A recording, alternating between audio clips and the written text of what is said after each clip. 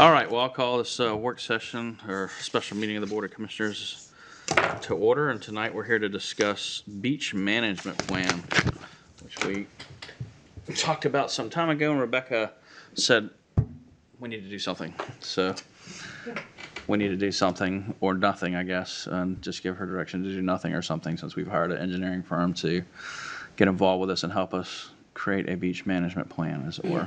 Yes, so you all heard from Coastal Protection Engineering back in April, and they provided some information on potential goals and asked you all to review the goals or provide goals that you're interested in for the beach management plan. So we really can't go any further in the process until we receive some feedback on the goals. I can pull up the sort of the framework for the beach management plan and then the sample goals that they provided. That would be great. If you'd like that, okay. For us and the public at large.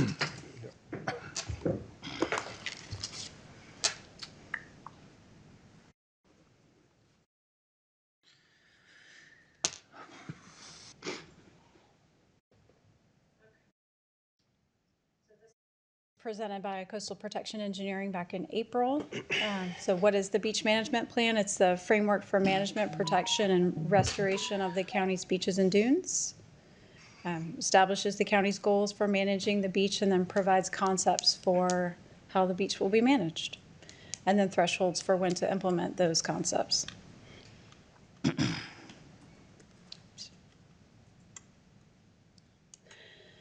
These are goals that they suggested, and you all can use any of these or provide different goals if there's others that you would like to see.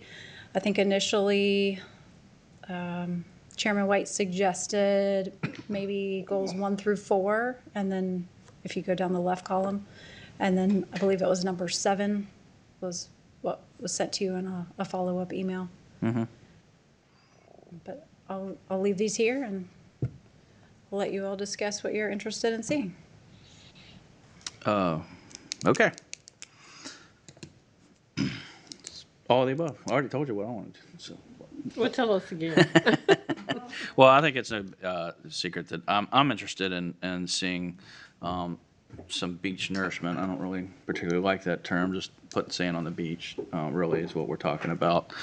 That's, we've already implemented doing the sand fencing, dune grasses. We're providing those things to the public. All they have to do is, I guess, are we doing a reimbursement, or they can even pick up sand fencing, or we were at one time doing that, and they get dune grass, we reimburse them for some of the cost of that, if not all of it, and then the sand fencing as well. It's reimbursement. Yeah, it's a reimbursable expense. So we've done really what we can do at this point with preserving the dunes, I guess, right, to the best we can, to in an effort to keep them healthy, as healthy as possible. So real quick, how much are we spending a year in the sand fencing and/or the vegetation?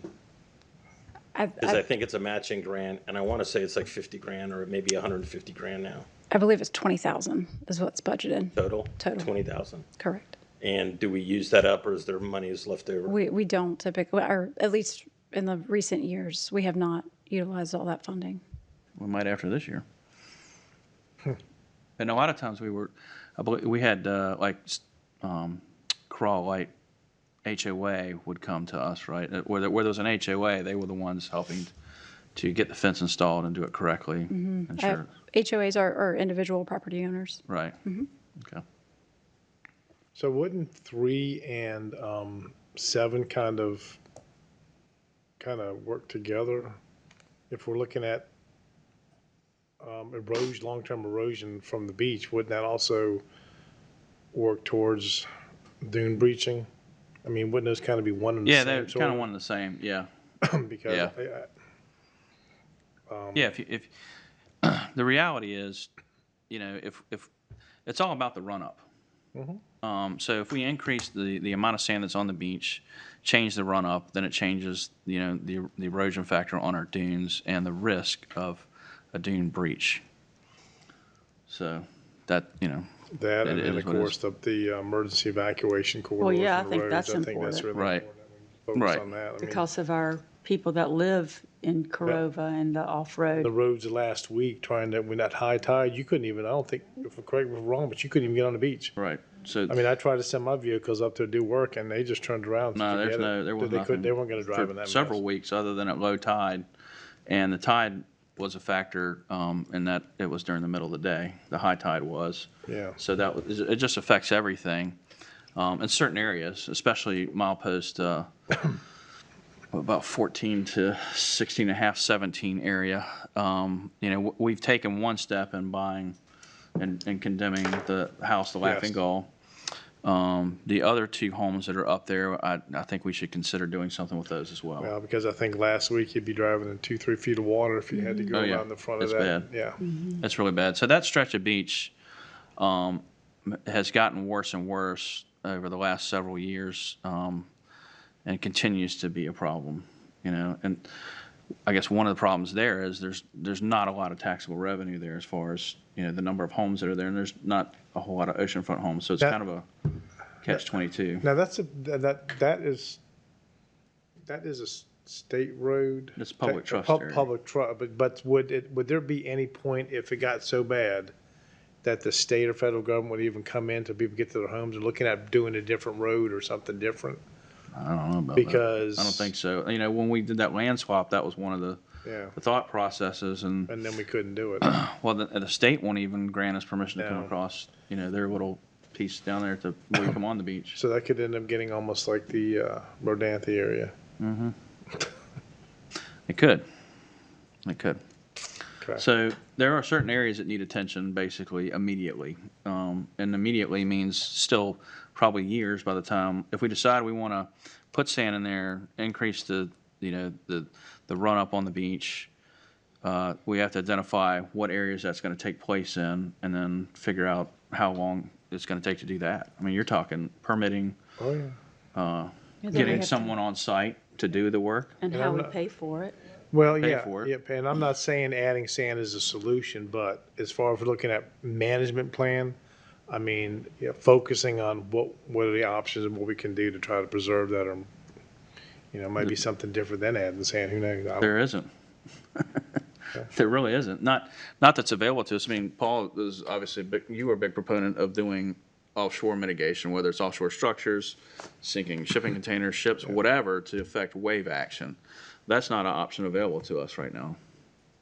But like Bobby briefed at the coastal whatever meeting, and basically, they asked him about the same issue in Dare County, and he's like, you guys just need to give up and stop because this isn't working and you're out of money and there is no other money coming. And so he was trying to get Dare to focus on, I mean, we've not done any collective, let's change the law so that we can do something either. Right. I mean, that's really, I So, mean, and that's gonna take a minute, right? So Right. that's something we're probably 4 years late in getting moving. so is that area is that treated like a private development or private neighborhood with the roads then? If the state won't take it over? I mean, is that really what? All the roads in the 4x4 are private, but Well, even the beachfront road, I mean, is that considered a? not really a beach. It's the North Beach access is what it really is. Well, yeah, So but I the mean, the Google state map does- shows it as a 12. But the state doesn't maintain it though. No, Nobody, No. right? Nobody We maintains it. it's up to do, us. right? Well, the state claims it because they claim to meet high water mark on all the beaches. Right. Well, that's why I can't understand why they wouldn't come in if if that's the only means for residents to get to their homes, why wouldn't they get involved? They used to say where Nature Conservancy gave that land to the federal government years ago, there's a clause in the contract that said there'll never be a road behind the dune, or else we're gonna take it back, a reversionary clause. And they'll We shut being the everything state? off. No, the Nature Conservancy will take Okay. it back. Now, whether there's any validity to that, I don't Well, know. they can't cut people off from their homes. I mean, they can't do Oh that. yeah. Yeah, Yeah, they sure can. they Oh yeah. can. Sure they can. That Cut one, them off coming from Sandbridge. they did it. Well, they did it when. What about five? Well, I guess it was probably 10 years ago now.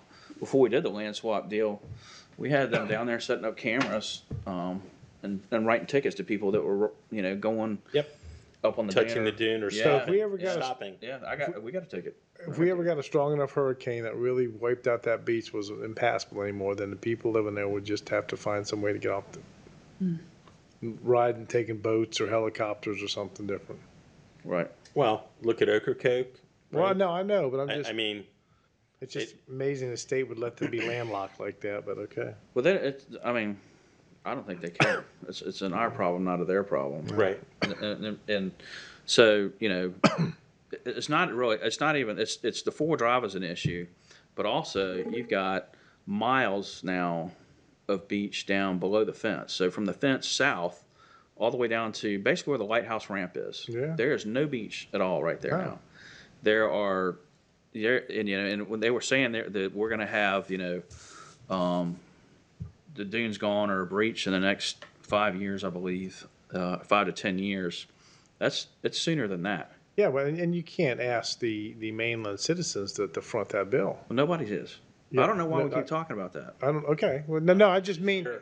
no, The no, sheer I'm just, magnitude of the no, money. I'm just saying if we have to add beach, that's expensive. It is expensive.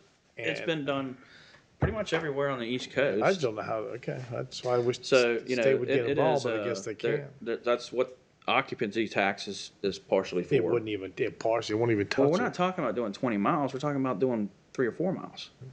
You take small bites of the apple and chew thoroughly. That's 40 million. That's no, you don't even know what that cost is. It's Because 11 and a half. you don't know how much sand we have to put out. It could be more than that. It could be less than that, I'm just, right? All right, well, I guess we need to put a well, plan I together. would right? imagine it's going to be worse than it's going to be better. And if Right. 11 and a half is the current ballpark has put out, and Bobby was there, and I believe, who else was there? Norm Sanderson. I think imagine. Ben Woody was there as well. That's the number that they're putting out is the number, and it's not getting cheaper; it's getting Right. more expensive. So, at 11 and a half, which is today's number times 3 or 4, you're 40, 50 million. And Octax, we're never going to see Octax like we used to see. I don't think, in my opinion. I think we're going to see a reduction there, and We didn't see a reduction this year, did we? And our occupancy was down. No. We definitely saw less people here and less rentals of houses. So, I thought it lagged. So we have our July numbers already. That's good. This year, Mhm. it came in higher than we budgeted. I think Okay. we budgeted 16 million and collections came in at 17 or 19. I have to look. Okay. And of the 17 ballpark, what are we already spending money on? In other words, how much is already kind of committed? Tourism sites, right? Tourism staff, not the lighthouse, sorry, but the museums and all that. How much of that is already committed?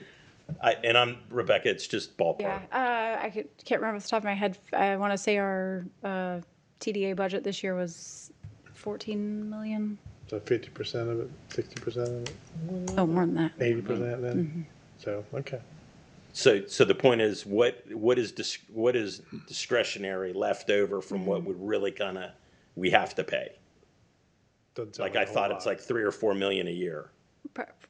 Yes, I think Right. that's So- accurate. right. I'd have to check the fund balance as well. I don't know that. And you can't just do a mile.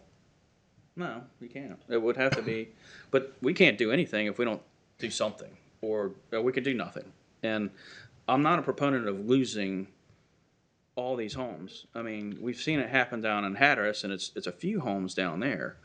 But you know, up here, if you start losing houses in Ocean Hill, these are multi-million-dollar homes, and they're going to start devaluing pretty soon. If you start having overwash, people are going to try and sell their homes. They're going to be devalued. Not only do we lose the home, we lose the tax revenue off of that home. The property tax, sales tax, every tax that comes in, including Octax. Well- And you want to see something affect the mainland, lose $100 million of homes on the oceanfront over there. So technically, when you look at home value loss, keep in mind the house that you're really losing is the one that's furthest away from the beach. Right? So if a oceanfront home falls in the ocean, the one across the street now becomes an oceanfront home. But you still can't replace the value of that home that's gone. or the people that were in it and the value that they added to our economy. No, but everybody's value goes up. You lose the furthest row from the beach is what is lost. I don't subscribe to that at all. To lose 10, 15, 20, 30 homes, whatever the number is, and it's gonna grow. It's gonna keep moving down. That you just can't replace it. Well, again, I had issues with the conclusions raised with the study, and in that, despite gaining sand again, their numbers never changed as far as how many homes were now going to be lost in That's a their little 30. bit of a misnomer, isn't it? They gained sand underwater offshore that's not coming back, and they said it's not going to come back. I'm not sure they said that. I think they said something, we don't know why it's doing that. And I that, asked them if it was coming back point blank, and they said no. okay, well, that's not what the group that Pine Island hired, that's not what their theory and their engineering practices show. And I went to their meeting as well. I did too. Okay, so then you are aware that their belief is the sand moves up onto the beach, then it moves back into the Well, then- water, and then it's a continuous cycle. Depending on where it's at, the depth of where it's at in the water. So if you're out 500 feet, that sand's not coming back up. The stuff that's immediately adjacent to the shoreline, yeah, we watch it every year happen as it moves up and down through the seasonal practice, right? Well, again, exactly, it's a seasonal practice. But it's every time this happens and we have a multi-week nor'easter, and this has been going on for about a month now, Oh, yeah. that sand's not coming back. That beach is not going to It's look the same next year. It's terrible. It's the whole Outer Banks from the Virginia line all the way down to Hatteras, to Buxton.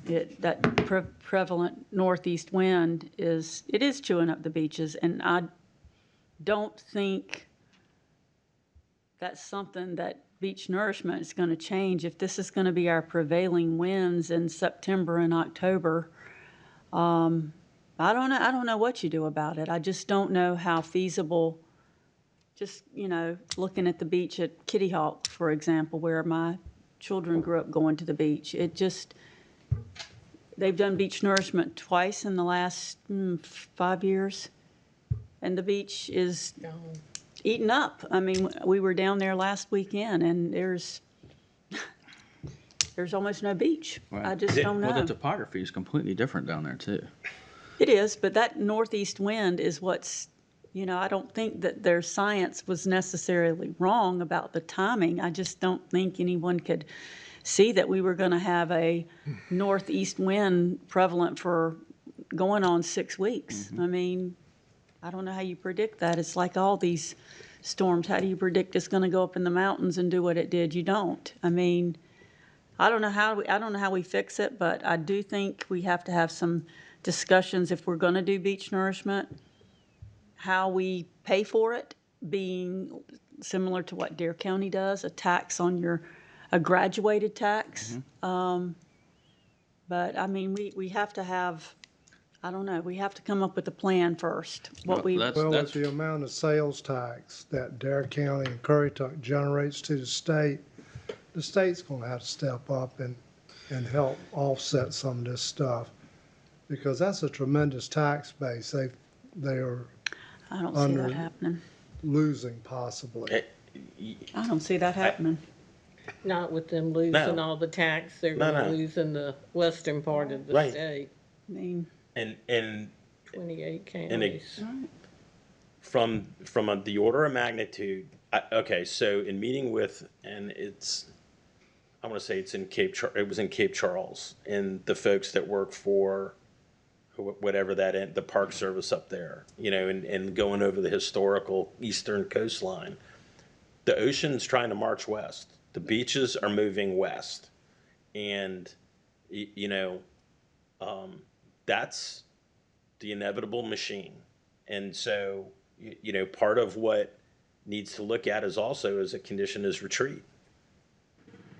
Is what? Retreat. You go, okay, where can we help? I mean, we've had Pine Island that did successfully over the dune, right? The 7 homes in Pine Island. They had an issue. Their community got together. They hauled over the dune and put sand on the beach, and I don't think it's been a problem since. At a fraction of the cost of what this machine's going to cost. That's a different scenario. And, you know, those dunes were built from a beach push, and they weren't grown by nature, basically. And so it is a different animal down there. And they also found, obviously, that they're more stable down there for some reason or another. We don't know what, but they're not seeing the erosion rates that we are up at this end. So, you know, the reality is it's going to be expensive. We know that. Oh, yeah. But you can do something or do nothing. No, and again, I think something needs to be done with the roads. That's why I didn't know. I mean, can you ask the state to see, or has it been asked? I mean, what can they say? No, or can they sit down? We can with ask them, but sit down and go over the scenarios, but They told Rodanth, you're on your own. yeah, they're not.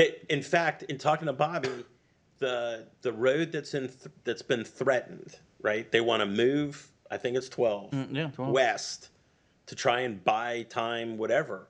The temporary fix to move 12 west is $51 million that the state to would build have up to the do. sand dunes to try and give them time to build a road to the west. That's not even building the road. It's just a patch. That's just hopefully it'll hold. And history shows us it doesn't hold.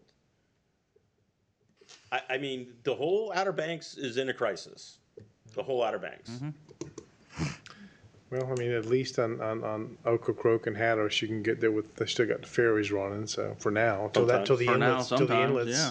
I mean, the clog up. But yeah, I mean, Corps won't let them come in and do any that would dredging be through great. there to fix that problem. So, you I don't know, know. here's the thing. I don't expect that Octax is going to pay any portion, you know, it's going to pay some portion of this. The reality is, if we did this and we did beach nourishment, we're going to have to look at debt servicing it for whatever it is, 20, 30 years. And it's just going to, it's you know, Virginia Beach has been doing it for a long time as well. And they've had pretty good success. I mean, they've been able to bring back their oceanfront, which was almost dead, and drive their tourism up. So there is something to be said for doing it. And Right. and the other part of it is, as you said, Selena, we need to, you know, first we need to know how much it's going to cost, and then figure out how to pay for it. Right. Well, I mean, and you look at the And what we're amount gonna of do. people that live in Virginia Beach and the sales and all that. I mean, they got a No, lot. it's way more deeper money, pocket. right? But they're They also built a seawall. Yeah. Yeah, that's a big thing in Virginia Beach. Yeah. Yeah. Hardened structure. right. Yeah. Right. And so, and I think it's a two-pronged approach, to go back to what you said, Paul, to go to lobby to change legislation to allow us to do things besides beach nourishment, but it certainly buys time. And it could be significant time.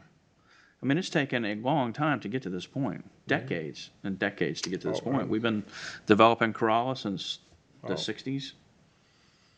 I definitely think it's a good idea to engage our coastal neighbors in dialogue and lobbying The for state. state change in Yeah, it the has to the be statutes, for funding and how we fund it. Maybe it's something with the funding of sales tax. I don't know. I don't know. But I do know from our success with our veteran service officer that we sat with Camden County and brainstormed at the state conference, and it has come to fruition. I know it works. I know when you engage and work together, you get a whole lot more done. Sure. And I think that is worth having a dialogue with our coastal neighbors because it is a lot of revenue that this generates for the state and for the local economies. And I think, you know, that is something that we need to prioritize. We can talk about our beach management plan, but that should be a goal too, to lobby and work together to change the law, to change the mindset. And, you know, the more squeaky wheels you have, the more you get the grease. Well, and that should be a bullet point on a beach management is get the state, you know, engaged. You know, just Sure. And You've that, got to change CAMA. That's the big bugaboo. They won't let you do anything. And I'm reminded of the term geotubes that have been used in other areas and been used successfully. And homeowners can put them out there on their own. But the state just don't want to, CAMA doesn't want to hear any of it. Well, so we keep And like this, I don't Paul's have to worry right, about till it. you mitigate that wave action coming in on that shore, Right, you're not going to do a whole lot, right. So, except Pop saying, so one of the things that is, okay. We actually held a series of meetings in Corolla to discuss dune preservation and development in the beach. To which,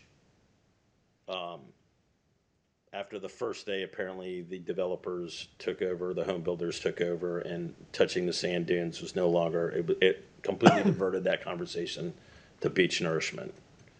So they've been planning on it. I've seen over and over just utter destruction on the land side of the sand dunes. And we either don't enforce it or can't enforce it. In CAMA, it feels like, depends on what day it is, right? Sometimes they get out there and frequently they don't. And, you know, that's the number one defense. And yet we're allowing people, by we, I don't necessarily mean Currituck, but we are allowing that to be destroyed. And supposedly the board wasn't interested in pursuing that anymore, which okay. At least I tried. Well, it isn't even us. I mean, CAMA allows them to come back, 150 feet from the first stable line of vegetation, and they can do what they're doing as long as they put the dune back when they're done doing whatever they're doing, and then put dune grass down. Something to But that can't effect. we be more stringent than CAMA? I mean, no? They're gonna supersede us. I think it's whoever's more conservative. they've got final say on everything. Yeah. I mean, you can get a CAMA permit and still be denied a building permit here. CAMA doesn't trump our building department. If you could check, I'd appreciate that, but that would be interesting. Because as I understood it, it's whoever's the most conservative gets to rule. Well, I don't know if you want to be giving CAMA any ideas. Oh, shit. Yeah, inviting them into our lives even more. All right, so it seems like, at a minimum, we've got at least 3 more things kind of add to the list, if not 4, really. And that's one of the things about the lobbying firm that we hired. They represent, I believe, 2 or 3 other coastal counties. So we could potentially have them get engaged, if that's the board's direction, and start talking to these other counties up and down the eastern seaboard and see if we can get another 4 or 5 counties involved and cities. That's a whole lot more horsepower.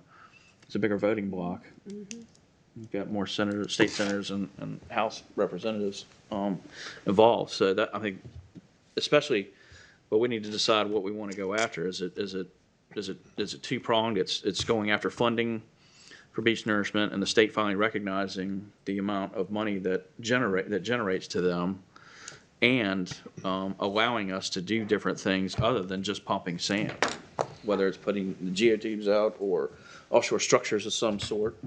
And that's gonna go a long ways in how we start defining our management plan then based Right. on what we hear. Get some Right. feedback from that. But you're right. I mean, part of some of the first things in this plan should be engaging other counties, engaging our state. And then, I mean, eventually we're gonna have to try to figure out how much this is, as the pricing changes, do we look at a 3% increase every year, what the cost is, or do we even know? I mean, you said the 11 million was how long ago was that? That was last year. Okay, I mean, do we expect like a 1, 2, 3% increase? Oh, every it year? went from, I want to say 8 to 11.5 in a year. Wow.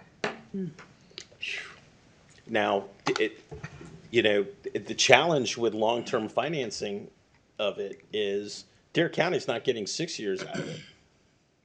They're losing everything they put down in 4 to 5 years. 3 to 4 years. So now you're carrying the debt for another 35 years. And you gotta It redo was it. 40. Right. While you Nothing still to have the show for problem back and you're back at it. Well, I think, we need to really talk to these guys as well, about if we do beach nourishment, if we pump sand on the beach, we increase the dry run up, after it settles to say 150 feet for a round number of dry visible beach at mean high tide. What kind of time span does that reasonably give us? Because it seems like years ago, I talked to these guys and they were able to say, that should buy you somewhere in the 20 to 30 year mark, depending on where you're at. Now, like I said, Dare's topography is so different from ours that you walk out in the ocean, it's just straight down. That's why they have good waves to surf on, and we don't. So it's completely different. The other risk is, as soon as you start churning it, right? Because it seems to me Dare's in a faster cycle of loss than, I get it, the topography, but it seems to me when they build that project out, the slope that they're using to build, it's kind of what they're talking about for us, right? Isn't it? Yeah, they had whatever formula they were using. And so if the well, slope that's is the same in Dare, the slope is the same in Dare, and they're still getting, well, they said that it would return to whatever that gradient was, right? That was the thing. They pump. In some cases, they put a bunch of sand and build the beach up, knowing it's going to take it out, and that the ocean will eventually go back to the gradient that was there. And that's the part that's different for us. Our gradient is so gradual compared to theirs, where we can walk out at low tide. You can walk out and stand on the sandbar out there, and it's a completely Yeah. different animal. the other thing to keep in mind, whatever section you're pumping sand onto is out of the picture for a year. Right, Mostly. So We've for dealt- every 3 miles that we're pumping sand on, you're getting no revenue off of that. That's not true. I mean, What do they you- rented what- the houses in Dare. They just went out. They couldn't go in What do front you of their mean by, house. what do you mean by that? Because they're moving dozers up and down the beach, and it'll be interesting what it does to the crossovers too, because like when Duck was doing it, it's like 30 feet, 40 feet out and 10 feet high. It's a massive embankment of sand. No, Okay. but but you're still gonna have to let traffic get by it. You're gonna have to create. No, we're talking like even not on the not on the paved areas where. On The the way sand. Dare you- did it, it didn't shut down the beaches at all, really, No, just and my little mom's sections. house They and- did it a section at a time. I mean, I'm just going from the experience in my family's experience in Kitty Hawk, where we drive over to. You could see when they started, wherever Kitty Hawk starts, milepost 5, milepost 6, you could see them coming. And then, they each week they would close a section, but our section was only closed for, I Yeah, don't they know, don't a close matter the of whole beach days. just where they're working. Yeah, it didn't close the whole area off. Well, It and just that's what closed my- that section. But that's what my dad did most of his life, was with dredging beach nourishment. I remember going there when they were doing it. We'd still play on the beach and Yeah. watch the spill so we can collect the shells and all that coming in. Did the same so. thing down in South Carolina. My Yeah, mom so down it doesn't there. shut the whole beach. It's just they just have areas where the machinery's working. So So. Being completely. confused now. So huh? So back to goals. Go ahead. What did We you? discussed What would you that. like So I to say, think Paul? the risk some of these things can just come off, right? Like reduce risk of contamination of water, septic fields, right? We've got enough problems with the pod systems popping out of the ground. We already have nor'easters that cause septic contamination. So to me, I think a little salt water might not be a bad thing. But I think part of what needs to get tapped into this is, holistically looking at it, and retreat needs to be considered as part of the options as well. Wait, Now, it will. So I don't want to interrupt you, but just to remind you all. So yes, nourishment will be looked at as a concept, but also dune restoration, including installation of sand fence and native dune vegetation, beach bulldozing, also known as dune push, and then managed retreat / targeted buyouts. So those will all be concepts that are reviewed, and there will be cost benefit analysis to determine what makes sense financially and what funding would look like, how that would be structured. So who, and I think I know the answer, but who technically owns the sand dunes? Technically owns the sand dunes. Honestly, it depends. Like if you go into Well, that wasn't what I thought, but okay. Pine Island, for example, the oceanfront owners in Pine Island own down, halfway onto the beach. And the reason I'm asking, when we look at our crossovers, our dunes haven't moved. They've just grown significantly taller. And and I know that's part of the sand that's captured in the quote unquote sandbox and stuff, but there's a lot of sand that's built up high. I mean, to where first floor can't see the ocean because the sand dune's too high. Well, some of those crossovers, I'm afraid to go over top because when you're going up high to cross over, you may have somebody right there. You're winded. You need some oxygen set up so the tent at the top when you come back up. So Rebecca, you need us just to pick from this menu, and then from there, they'll develop a Management plan. management plan that says, here are your options. This is what the projected costs are. This is how we recommend paying for it. So based on what we choose is what they tailor the plan for. Am I right in that? And they'll kind of Okay. give us timelines and expectancies and this, so. Okay. But we need to know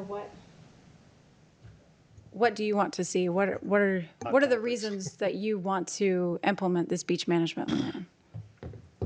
Well, I definitely think 1 through 4.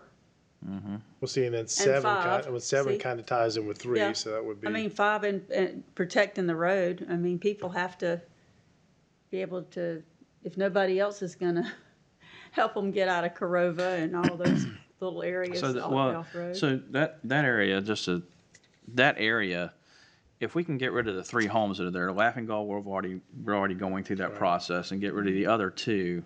Just north That's of that. that's the buyout portion of it, right? And that buys a lot of time because there's not much else going on in that area. Well, So- Laughing Gull buys it, yeah. That's and a big- that portion, and then you got the other house just north of that has the deck just sticking out like a sore thumb into the beach now. But both of those homes are, if they go away, it's a game changer. There may be times when the tide is high and you can't go down the beach, but that can be said about any other part of the beach as well. So other than, there's some spans where you got dune accretion in the beach widening up in Corova and North Swan. So, but you go down, and for whatever reason, in Swan Beach, where these 3 homes are, it's always eroded there. There's not been a whole lot of dune there. That's it's just a weird area, and whatever's going on there is different from everywhere else. So if we can move forward on getting rid of those other 2 homes, I think that buys us a lot of time, as in It years, does, but we still possibly need decades. to look,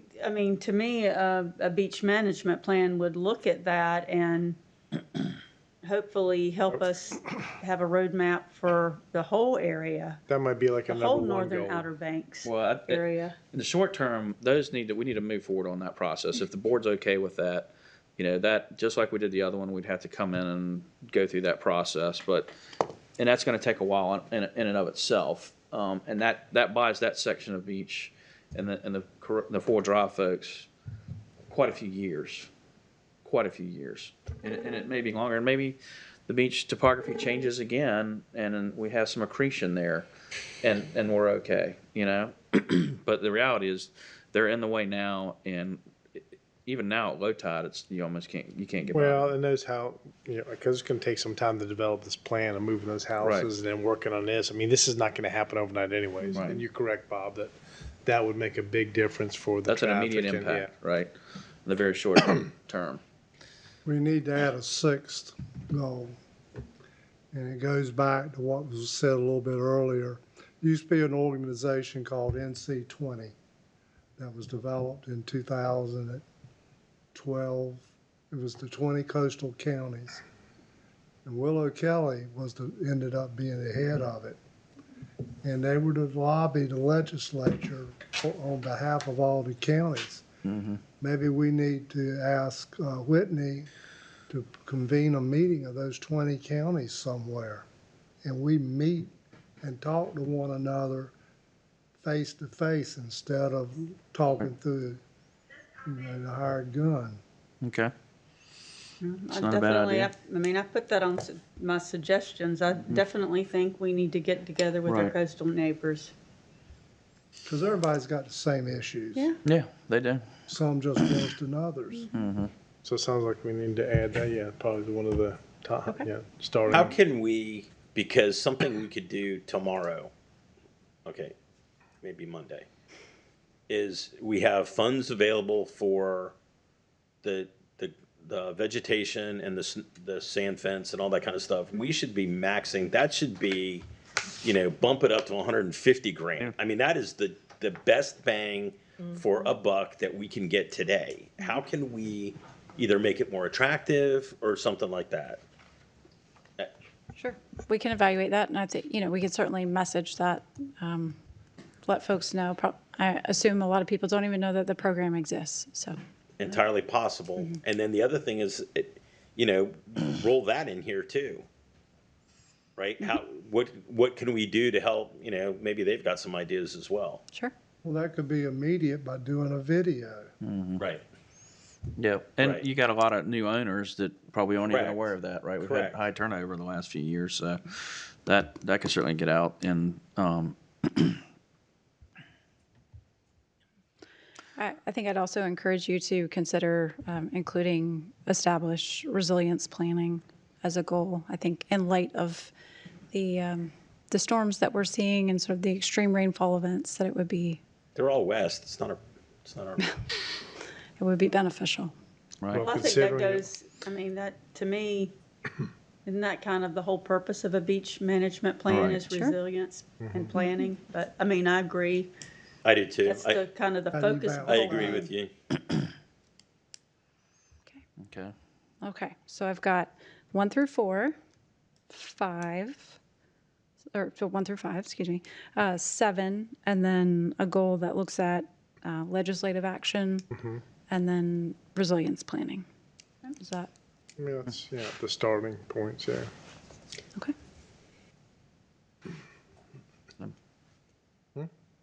Real quick, but it's not but it has to do with the beach. I don't know where we wound up with the corridor coming off of the safety corridor for emergency vehicles. We could have this conversation in between meetings. Okay. Thank you. Okay. You talking about on the 4 Drive? No, it's all Oh, crossovers. around the, Yeah. just Okay, I got don't it, got it, think got Oh. it, yeah. 25 feet's not enough. Copy that. The ordinance revision, Yeah. right? I think we'll hold off on putting that on until we have, it's not on tonight's agenda, and then we Right. can, Okay, that's fine. okay. Okay. All right. As part of a nourishment, do we want to look at doing what Pine Island did and bringing in sand through a dump truck? I mean, in the short term, it's Ocean Hill, for instance, villages of Ocean Hill, that couple miles, I don't know what it would cost, but let's say if it's $5 million, that's something we can do to bring in the sand immediately, help feed the beast as it is, and have an immediate effect on their properties. The way Pine Island's thing worked, and it was so far above and beyond expectations. They went from an issue to it's not a problem anymore. Right. And it's the sand, I think, that they brought in, and it was all Yeah, approved. they dump trucked it And in. because there was not the mobilization to get the dredge and all that kind of stuff, it winds up being, I mean, I think it was 26 grand a house times 7 houses, something like that. Now, fast forward 10 years. Right. Or more. And then we've got Spindrift is the other one. There's about Right. 7 houses in there, I guess, that are oceanfront, Right. maybe a few more, but And I think that's, I mean, I would argue everything's a Band-Aid, right? Right. But It- that's it a lot is. faster a Band-Aid than some of the other it is, options. and it's, yeah, and it It's probably cheaper And it to may, truck it in oh, anyways. Do you know if I don't know, Put more I'm sand assuming guns they down have in South End. HOAs. Has the Ocean Hill HOA sat down with the Pine Island HOA? I don't know about Spindrift's HOA. Have they tried to advocate for themselves, is like Pine Island did? Have they looked and saw the success, seen the success and said, hey, maybe there's something here, you know? I I'm don't just think so. wondering. Okay. I don't No. think so. Pine Island had a very organized group and a group of organizers, I guess, to throw a bunch of organization into it to make it happen. So they were extremely proactive. I know they know about it. I've sat down and for the last 6 years and met with the Village of Ocean Hill and talked to them about, kind of what's going on, state of the economy, in the fall usually when they have, or spring, depending on when I can get to them. But so they're very much aware of it. I know they have new leadership there. It is certainly worth reaching out to them and saying, maybe we could talk about a matching if it's in a, in a HOA, that they chip in, they have some skin in the game. Well, and this is some of the exploratory items we're Right. gonna have to check, and cost and this and that, and, I mean, as part of our planning, I guess that can be Right. part of the action items in there. Right. Some exploratory options But, and costs associated with it, but. I mean, there's an aspect of be responsible and take care of your own first and foremost, rather than, because it's going to be a minute if it's us offshore coming to the fight, right? Okay. Anything further? All right. Owen, you good? Nope, I'm fine. All right. Are you good? Okay. All right. Then can I have a motion to adjourn our special meeting? So moved. Thank you. All in favor? Aye. I'm assuming there's none opposed.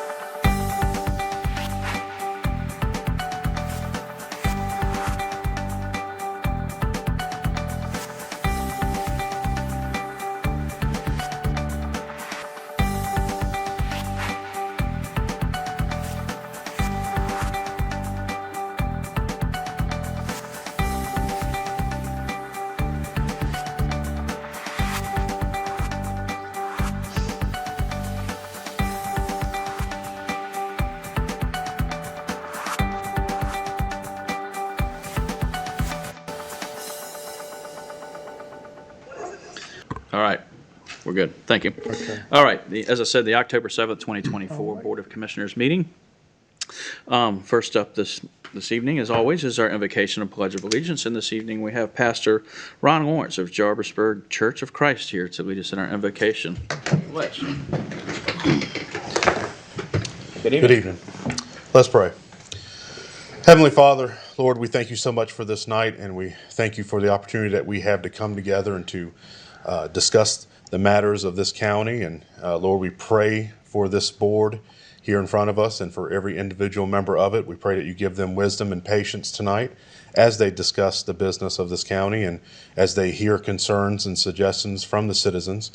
And we pray, Lord, that tonight all things will be productive. They will be done in a civil way, in a loving way, and in a way that is fitting for a civil discourse. And Lord, we just pray for all good things in this county, but Lord, we pray for our state and all the things going on in our country right now. And we pray, Lord, that all of our hearts and minds will be mindful of those of our fellow citizens in the western part of our state and other areas who are still suffering from the damage of the hurricane. And Lord, we just pray that we continue to think of them in our daily lives here as we continue on. And Lord, we just pray, Lord, that tonight all things will be done for benefit of each other, benefit of this county. And Lord, again, all things done in peace and civility. And Lord, we thank you for all your blessings in life, and we pray all these things in your Son, Jesus' name.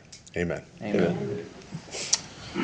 I pledge allegiance to the flag of the United States of America and to the republic for which it stands, one nation, under God, indivisible, with liberty and justice for all.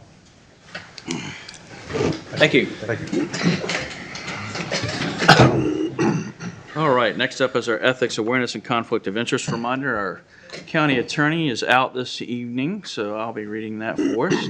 Pursuant to GS 153A-44, a commissioner has a duty to vote on matters coming before the board, but may be excused from voting on issues involving the commissioner's own financial interest, official conduct, or on matters on which the commissioner is prohibited from voting under GS 14-234 or 160D-109. In accordance with Chapter 2, Division 3 of the Currituck County Code of Ordinances, it is the duty of every commissioner to avoid both conflicts of interest and the appearance of a conflict of interest.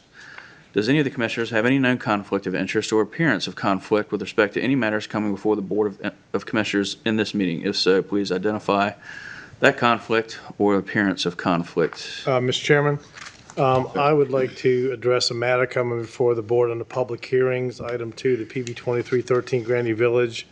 On my business that I own currently and has done business with one of the applicants with this matter, and I don't feel like I should be involved with any decisions on this project. I'd like to recuse myself from this. Okay?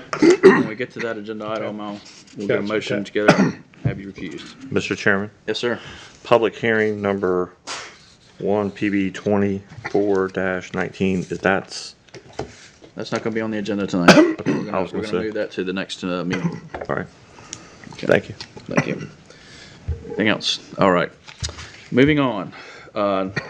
Next up is the approval of the agenda. Do we have any changes to the agenda this evening? Motion for approval. Thank you, sir. We have a second? Second. Thank you. All in favor? Aye. Any opposed? All right, next up is public comment. As always, the public is invited to speak to the Board of Commissioners and address us with what's on their mind. You do have 3 minutes to do that, and then you'll know when your time is coming to an end by the yellow light up at the podium. Tonight, I have Sybil O'Neill signed up. If you'd like to come up and address the board, please do so.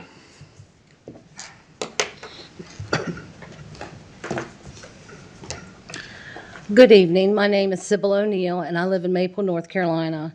I'm here to voice my observations of actions that took place while I was a member of the Currituck County ABC Board. A contract for the new ABC Board, the Corolla Store, and the Currituck County Commissioners was supposed to be discussed and voted on with the ABC Board members. And if approved, it would be signed and acted on. There was never a meeting or vote on this issue with the ABC Board. The chairman of this ABC board, Bob White, sent out an email saying, I would like to do a ribbon cutting and grand opening and invite a distributor to do samples on site. This would be not a big deal, and we could do it with the heavy food fingers as well. He also wrote, in light of getting the new store open and the fact that it is or was tax season, I have delayed our next meeting until the store can be opened up and operations return to normal. I responded to this email. I wrote, I think it would be in the best interest of the board to have a meeting before the store opens up. To implement what you want as far as serving sample liquor should be something we discuss. This decision should be voted on by the members of the board. No meetings since June have occurred. And here it is October, and it is obvious we have a one-man show running the Currituck County ABC Board. In my opinion, Mr. White has the propensity towards acting on his own unilateral to make decisions that he has no authority to make. The contract that was approved by the Currituck County Commissioners was signed by the manager of the ABC Board by direction of Bob White, with or without discussion or action by the Currituck County ABC Board. Legalities have gotten this county into a lot of trouble and has cost taxpayers a lot of money. Given the chairman's familiarity with tonight's nominee for the ABC Board, it appears we are more concerned for someone who supports the chairman, vice the residents of Currituck County. It may be in the best interest of this board to be mindful of what and who the chairman recommends. Moral principles need to be a part of the rules of conduct. Okay, I don't have anyone else signed up this evening. Is there anyone else who would like to speak? Yes, sir. Please come forward. I'd like to speak on tonight's public hearing on the housing, the zone change. Okay. What's your name, sir? Curtis Inge. All right, we'll call you up at that time when it's appropriate. Thank you. sir. Anyone else in the audience that would like to speak this evening? All right, seeing none, I will close the public comment, and we will move on to Commissioner's report. And I'll start tonight to my left with Commissioner Payment. Okay. Thank you, Mr. Chairman. Just a couple things. First of all, I just wanted to talk about the tragedy out west of Carolina. I know the county has been doing a great job of getting goods together and sending stuff out there. And when I talked to Will, the director at the airport, last week, and he informed me that of his last count, about 50,000 pounds of goods were being delivered out west, and 20,000 was by truck. But what really amazed me is he said he contacted a lot of his friends and people with small planes, and they actually took 30,000 pounds of goods out west by private planes. People who own planes, they all got on board, came to Currituck, and helped get those supplies over there, which I thought it was amazing for that much support from the community who owns small local planes to be able to take 30,000 pounds of goods by air out there, which was phenomenal. And I want to thank the people involved and the county, and it was just a good thing for helping our neighbors out west there. And just keep them in your thoughts because they still need our help, and looks like we got something else coming up. Florida here. We don't know what track that's going to end up. So with all the rain, it could make it even worse. Secondly, I am the commissioner that represents Currituck on the Albemarle Regional Health Board, and we're made up of around 13, a bunch of executive board members, and then we have at-large members, and we currently have a new Currituck County at-large board member. Her name is Catherine Dougherty. She got voted in at the end of last month at the last meeting. She resides in Moyock, and she's a registered nurse, so she will do well for Currituck with on the health board, especially when it comes to health needs for the county. So I just want to congratulate her as our new county representative. And that's all I have for this evening. All right, thank you. Ms. Kitty, anything from you this evening? Thank you, Mr. Chairman. On September the 18th through the 20th, I attended the NCACC County Risk Group in Blowing Rock. At that meeting, I sat with Watauga and Transylvania County managers, commissioners from Mitchell and Burke County, and employees who work in the affected 28 counties in western North Carolina. 1 week later, in western North Carolina and other parts of our great country, life as they knew it changed forever. My heart's broken seeing all the damage a storm can do to a region, but my heart rejoices to see people coming together, like Commissioner Payment mentioned, to help their neighbor. I'd like to give a very special shout out and thank you to Currituck County Schools for stepping up and adopting Avery County School by collecting school supplies for those in need.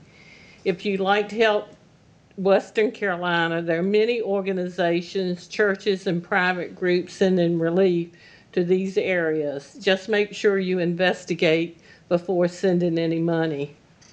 Also, let us not forget today is October the 7th, the first anniversary of the deadliest attack on Jews since the Holocaust.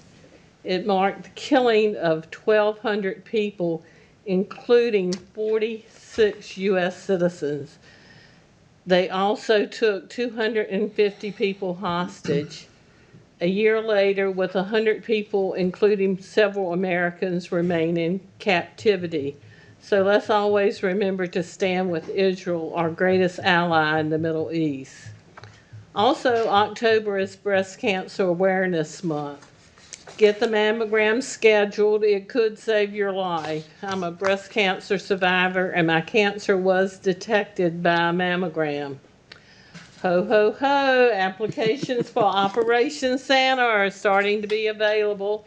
It starts on October the 14th and runs through the 22nd. Operation Santa helps children in our county and those in foster care along with giving food baskets to adults in the area. They're taking donations also at this time, and for more information, you can visit operation.santa@currituckcountync.gov or call their office at 232-3083. And if any of y'all are watching TV or getting your mail, I'm sure you know there's an election coming up. One-stop voting will start Thursday, October the 17th, and end on Saturday, November the 2nd. For more information, you can call the Election Board office at 232-2525. And that's all for tonight. All right, thank you. Well, she pretty much covered everything, so I'll just start with Saturday's event, the plows, the planes, the community night out, the candy bomber drop. Oh, my goodness, it was a great day. The weather was beautiful. Thousands of people there, and I am so impressed by the many agencies and the many departments in our county that came together and worked together. I am just so proud of the teamwork that has brought a farm day event, an aviation day, and a community night out into one big event. It just was a great feeling to see the people out there enjoying themselves with food, with fun, all of the displays. It was just a wonderful day, and I wasn't out there quite as long as Owen. I'm sure he can talk more about that, but it was a great event, and I hope this is something that we will continue for years and years. And that working together is so important. We had a work session earlier, and one of the things we talked about is getting together with our coastal neighbors to talk about strategy and how we deal with the erosion of our beaches, getting together and working together. I know our county manager is probably going to talk about the Veteran Service Officer, that we are working with Camden County to bring to our veterans that service. And it's so important when counties work together, the things we can accomplish. When people work together, it's so incredible the things that can be accomplished. And it is a thing I can't stress enough for people to lean on each other. And in this time, I went to school in Boone at Appalachian, and know the haunts, know the names like Elk River, Elk Park, Banner Elk. My nephew lives in Asheville. It's just, it's a horrific time there. And we can lean on each other and we can pick each other up. And that's, even though it is a political climate, like Kitty said, it is something we need to do. We need to be kind. We need to lift each other up. We need to work together. And that is the important thing that we need to keep in mind. So I want to thank our staff for all they did to make Saturday a great day. I want to thank our staff for the pumping, the mosquito mitigation, and all of the wonderful things they did for our own citizens after the storm that we encountered. Thank you to our staff, and thank you to our leader, Rebecca. I appreciate the job you've done too. Thank you. Commissioner Beaumont. Are you ready, or you want me to come back? Where to begin? So an interesting detail associated with the why we had to truck 20,000 pounds of cargo from the airport to West was because FEMA shut down air transport of the cargo. So we had aircraft all standing by, but our federal government decided that wasn't how they wanted to get supplies. And that also included helicopters. There's a network of aviators that own aircraft, and William picked up the phone, and people were calling out of the blue nonstop about how can we help. So it is a true testimony to, and it wasn't just North Carolina too. Some of those guys are out of Virginia as well, but just have a desire to help. So that was kind of cool. Air show also, that was a lot of fun. You know, a buddy of mine flew in with the World War II aircraft, which was kind of cool. And then I have just a real quick on what the county has done relative to support the victims. So following and this has to do with the medical ambulance bus, which was deployed to provide critical support to the communities in need. So they basically filled a need, no matter what it took or what was necessary, everything from monitoring the dispensing of water potable water to people, to distributing supplies, wellness checks, right? Going door to door to find out how the people are doing. Today they began, I believe, operation of moving patients from Asheville's hospital to a mobile hospital that the North Carolina Medical Assistance Team established. We actually have had a member serving as part of that hospital for I believe the last week. Today our third relief crew left, and it will be our final one. They will be bringing the bus back when they finish. So we've actually had 4 crews there since this happened. I think 4 people. I got asked by a couple of folks why are they only there for 3 days, 4 days. The reality is the mental trauma. Not to trivialize that, but the significance of the destruction and of the condition of people. Studies have shown you can only take so much. And so we switch them out rather than, keep them in the fight until a point where they're not as productive. That's it. All right, thank you, sir. Kevin? All right, I got a bunch. I'm gonna stop watch myself to keep right. it under 3 minutes. We got you. This week, we're always busy. There are always meetings. Tuesday night, I spoke to the Ruetan Club on Knott's Island. I was invited to go over there. Great group of guys and gals. Enjoyed it. They showed some things that needed fixing. I've addressed that with county departments, just minor stuff, but a really good meeting and a good group of people. And I just wanted to thank the Knott's Island Ruetans for inviting me over there to speak and so forth. The Saturday's events, the community event, Plains and Plows and the Currituck County Sheriff's Office community night out, which was kind of daytime, but we'll call it Community Day. William Nelson, that guy's a rock star. We had a lot of meetings, reference organized and everything with myself and Chief Deputy Walker. He did amazing. There was great things. I mean, there was so much for kids to do. Over 4,000 people attended. It was a long day, but it was a successful day. They had the run in the morning, which went good. Thank goodness there was one of our district attorneys called in. There was a medical condition. They saved the guy's life. There was a nurse out there. Just shows we live in a great county. Saved the guy's life, brought him back, and to my knowledge, he's doing well. But the event was amazing. Cameron Lowe and her people from the extension as well, they had tons of stuff, good bands, good time. Kids had a blast. The candy drop was really, really cool to watch. I mean, I'm an adult, but grown up, but it was cool. But the only thing, who thinks it's going to be 84 in October? So the candy bars were melted, but they were given out. If the kids didn't get them, Glenn Brinkley and William were giving out like candy bars to the little kids, because if you're faster and you're bigger, you're going to get candy. So that was that. And our county manager, Rebecca Gay, kudos to her for being out there with her family. They did the run. I thought that was cool. Her daughter seemed very excited, and I talked to her and her husband. Like I said, it was nice to see them at an event supporting the county. There's tons of events this month. I'm going to go over 3 minutes, and I'm sorry. But there's tons of events this month in the county. Tim Posh is doing an event on Wednesday. Sheriff Bikert, if you're watching, I got to put in leave to get off Wednesday afternoon. He's going to do a golf tournament for a complete, every dollar, every penny spent at his facility, he is going to donate to Asheville, to out west, to the state of North Carolina. Tim's got a huge heart. He's a good guy. So there's a golf tournament Wednesday at Eagle Creek in Mayock at 1 o'clock. If you want to sponsor, if you want to do anything, my company, we're going to put a team in, and you get off work, so it beats working. But that's one thing. One thing is Commissioner Beaumont to kind of tack on. We sent 8 of our SWAT guys Sunday morning to assist.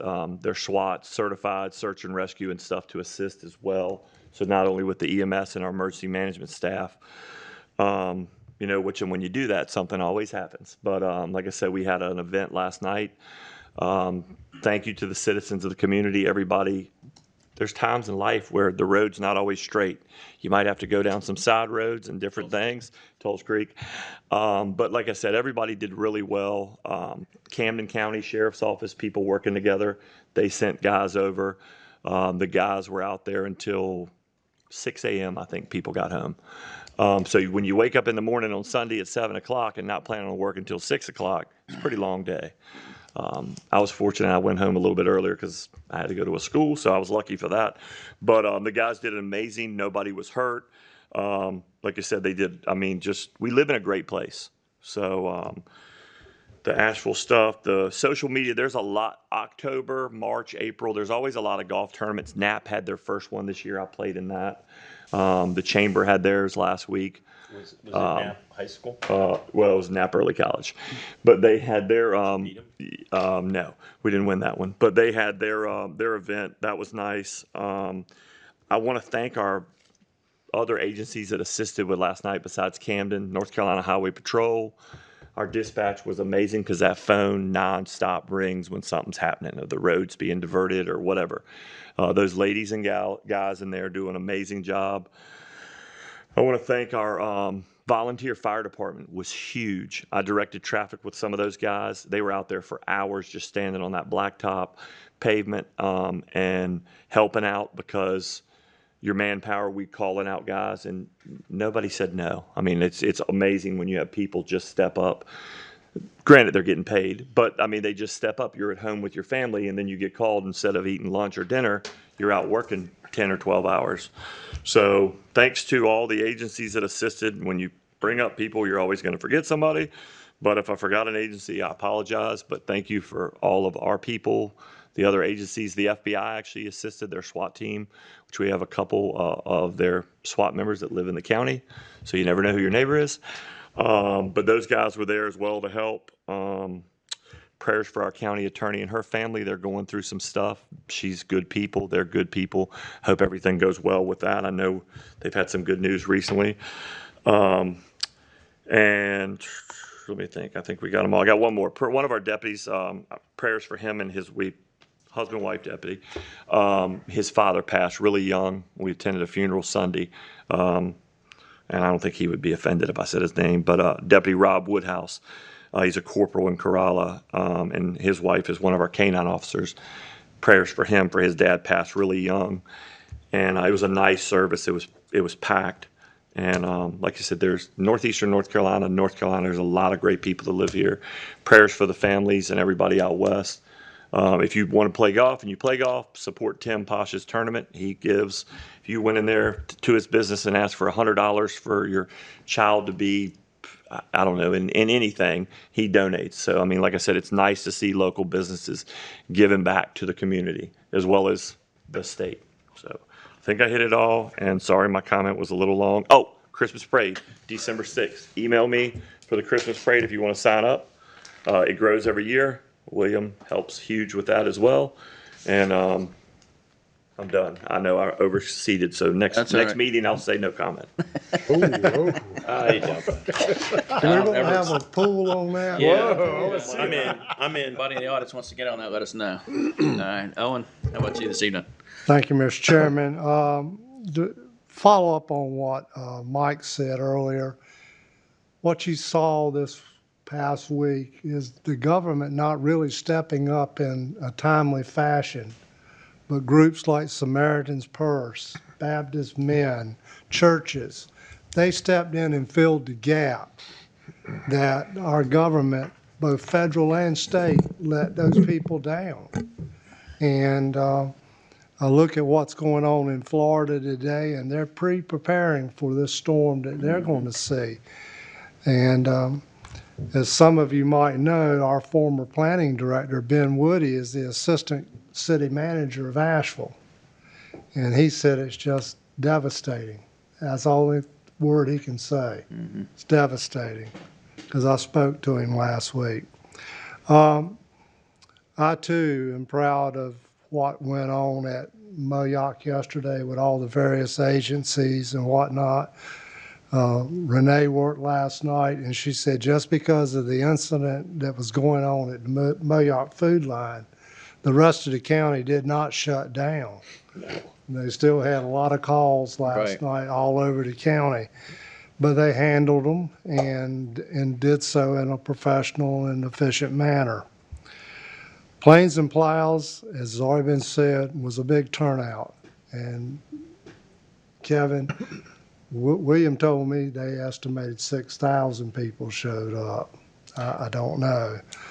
But as Paul said, that C-57 that they did the actual candy drop with, I think that's the biggest airplane I've ever seen come into Currituck Airport. And, It's neat and I've watching it land. I've seen a lot of planes come in farming the land just to the south of the airport over the years. Hundreds. And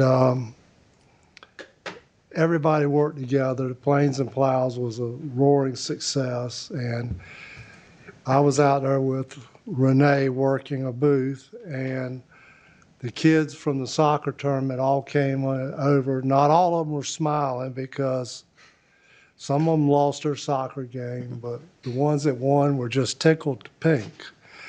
But, you know, Kevin, I did see you go run through those little kids to get the candy, like, Yeah, I only knocked He over was like knocking them five. down, wasn't he? He got the most, okay. but no, everybody was well behaved, and I don't think we had any issues out there. This coming Saturday is Moyoc Days, and that's an event that everybody should try to support up in the Moyoc area. And with that, Mr. Chairman, I am through. Thank All you. right, thank you, sir. All right, I'll be brief. I just want, since my name was used this evening about the ABC board, I chair that board. I did, in fact, talk with that board about the price change and the fact that we had a new contract that went with opening a new ABC store, which the county built, and subsequently with the intent that the ABC would go in there and be a new building in Corolla for us to expand into. At the time, however, the building was not completed, and there was no contract to sign because we didn't have a building to turn over. After the building was completed, the contract was signed. So the price of the contract changed from the original contract that we currently had at the old store, but the meat of the contract remained the same, and that the county, wanted the ABC board to possess this building and vice versa. There are 5 board members on the ABC board. There's 2 former commissioners and me sitting as a current commissioner. Nothing happens without that board's permission. Our manager is allowed to sign contracts. That's the point of having a manager there, is that they conduct the day-to-day business, much as Rebecca will sign contracts for the Board of Commissioners. Probably how many a day or a week do you get to see and sign off on? It's extraordinary what you have to keep up and go through. That building was beset with problems, as everything was for the economy the way it was, goods, supplies, materials, labor, all of that. And so it came in a little bit late, well, actually about 6 months late from where it was supposed to be, at the point where we were supposed to have a meeting. We didn't have much to discuss at that moment in time, and if we delayed and met at another time, we had more to do. We only meet 3 to 4 times a year. There's not a lot to do on the ABC board, so we tend to wait and compile stuff and deal with it as needed. If we need to have a special meeting, we can do so, just like the Board of Commissioners can do to deal with whatever needs to be dealt with. It's mentioned that there was audit season, or we were going through an audit. Every year, the ABC board gets audited, and all of our ABC stores for inventory, make sure our numbers match, financials, all of those things were going on.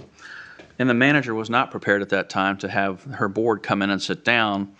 And this is a small operation, folks. There's a couple people in the office there, a manager, an assistant manager, and then the store managers. It's not Currituck County where we have department heads to do budgeting and hand all that stuff over and a finance department to deal with it. It's a very small business, ultimately, that has a lot of responsibility. So just wanted to clarify some of the things that were said. Emails, we use them all the time. The Board of Commissioners uses them. I use text messages and emails to the board to get opinions from the board. I'll send out messages to this board, my ABC board. There are emails that go back and forth between all the other boards, and all of us are on. I frequently will ping the board to get a consensus on something, and do the same thing at the ABC board. When we were going to open that store, I had an idea that I'd seen done in other places to have some distributors come in and do samples like rum punches. If you showed up, if anybody's ever been to the island, as soon as you get off the plane, they're usually handing them to you if there's a Bacardi factory nearby. So much like I'd seen in the past, I floated the idea around in an email. That does not mean there was action taken. It was an idea floated to our board. And ultimately, we decided it was too problematic to get together after speaking with the manager. She wasn't sure that we had the authority to do that. And so it never happened. But there's absolutely nothing wrong with sending emails and informing the people that you work with and gaining consensus. It certainly helps to put things on an agenda and inform discussion around things like that. And that is it for me. Move on to the county manager's report. Anything from you this evening, Ms. Rebecca? Yes, thank you, Mr. Chairman. I just wanted to also recognize some other staff members who have been supporting efforts in Western North Carolina. Our Deputy Emergency Management Coordinator went out to McDowell County last week, and our social services staff and cooperative extension staff have also offered some administrative support from afar. So we appreciate that as well. And I also wanted to thank our staff, Corolla Fire and Rescue, Corowa Beach Volunteer Fire Department, our partners in Dare County and the North Carolina Forest Service for their support with the pumping operation in Corolla 2 weeks ago. Thank you. All right, our county attorney's not here, so we'll skip over that. Administrative reports. Item 1, we have a resolution recognizing Reggie Saunders of North Carolina Department of Transportation, and he's a supervisor with the North Carolina Department of Transportation. Kevin, that's all you, bud. What I'm going to do is I'm going to read this what the county did for wrote up for Reggie, and just to briefly describe everything for Reggie Saunders, and thank him for his dedicated service to the county. And then if they want to come up and take a picture, I know he's got some family here and everything. So, but I'm gonna start and just read this. Whereas the Currituck County Board of Commissioners extends its appreciation and gratitude to Reginald L. Saunders for his service to Currituck County over his 34-year career with the North Carolina Department of Transportation. And whereas Mr. Saunders began working at Maple, North Carolina NCDOT Transportation Maintenance Facility in 1990 after graduating from Currituck High School. And whereas Mr. Saunders, or Reggie, as he is known throughout the community, spent many years with NCDOT gaining knowledge, skills, and experience in the field, earning him the respect of his peers and the recognition of his superiors. And whereas Reggie's performance of his duties, work ethic, and responsiveness to his community provided him an opportunity to advance to transportation supervisor, a position that he held for 11 years. And on September 1st, 2024, Mr. Saunders retired from that position as the transportation supervisor following a long and distinguished career spanning 34 years. And whereas Mr. Saunders has devoted much time, energy, and talents to Currituck County over his many years with NCDOT and as transportation supervisor, carrying out the mission, duties, and responsibilities of his position as the leader in his field. And Mr. Saunders has built strong relationships with many residents of the community. He has served for 34 years and will continue to serve through fellowship and participation in civic activities and other community organizations. Now therefore be it resolved that Currituck County Board of Commissioners is grateful for the service of Reginald L. Saunders and honors his dedication and outstanding contributions for the betterment of the community. Be it further resolved that the Board of Commissioners offer its congratulations and heartfelt thanks to Mr. Saunders and wishes him good health and much happiness in his future endeavors. Adopted October 7th, 2024. So if Reggie wants to come up.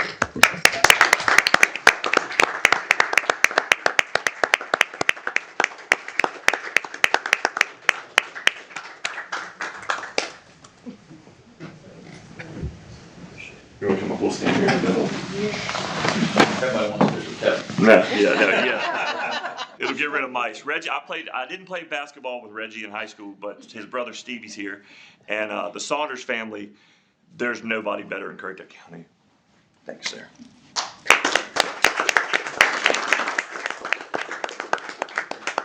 If y'all want to do a family photo, we'll take it. Y'all might not want us in there. It might, you know. This still's not gonna make me change my mind. There you go. You sure? I'm positive. I'm positive.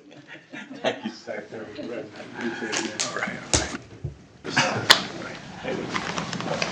I'm gonna let them get a family photo. There you go. Did you just leave it? Good looking group. Thank you. A lot of history right there.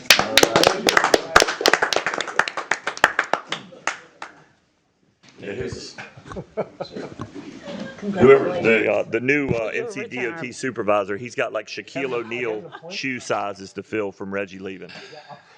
Yeah, Reggie leaves when you get 34. What a fiasco. Thank you, Reggie.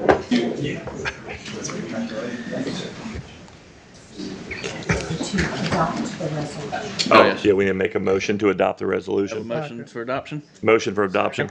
Okay. Second, all in favor? Aye. Any opposed? All right. Thank you for the reminder. Good catch. All right, next up is public hearings. First on the agenda tonight is PB 24-19 Flora Farm, conditional mixed use. The applicant has requested to defer this to, Mark, are you handling this for him? The first meeting in November? Or second meeting in October, excuse me. Yeah, we had asked for it just to be deferred 2 weeks. Okay, so our next meeting, which is, 21st. 21st. sorry, what was that? 21st. 21st, thank you. Heard it in stereo there. Okay, so I need a motion to move that over to the next meeting on the 21st. So moved. Okay, go in a second. Second. All, Kevin? Third. All in favor? Aye. All right, thank you. Next up, we have PB 23-13 Grandy Village.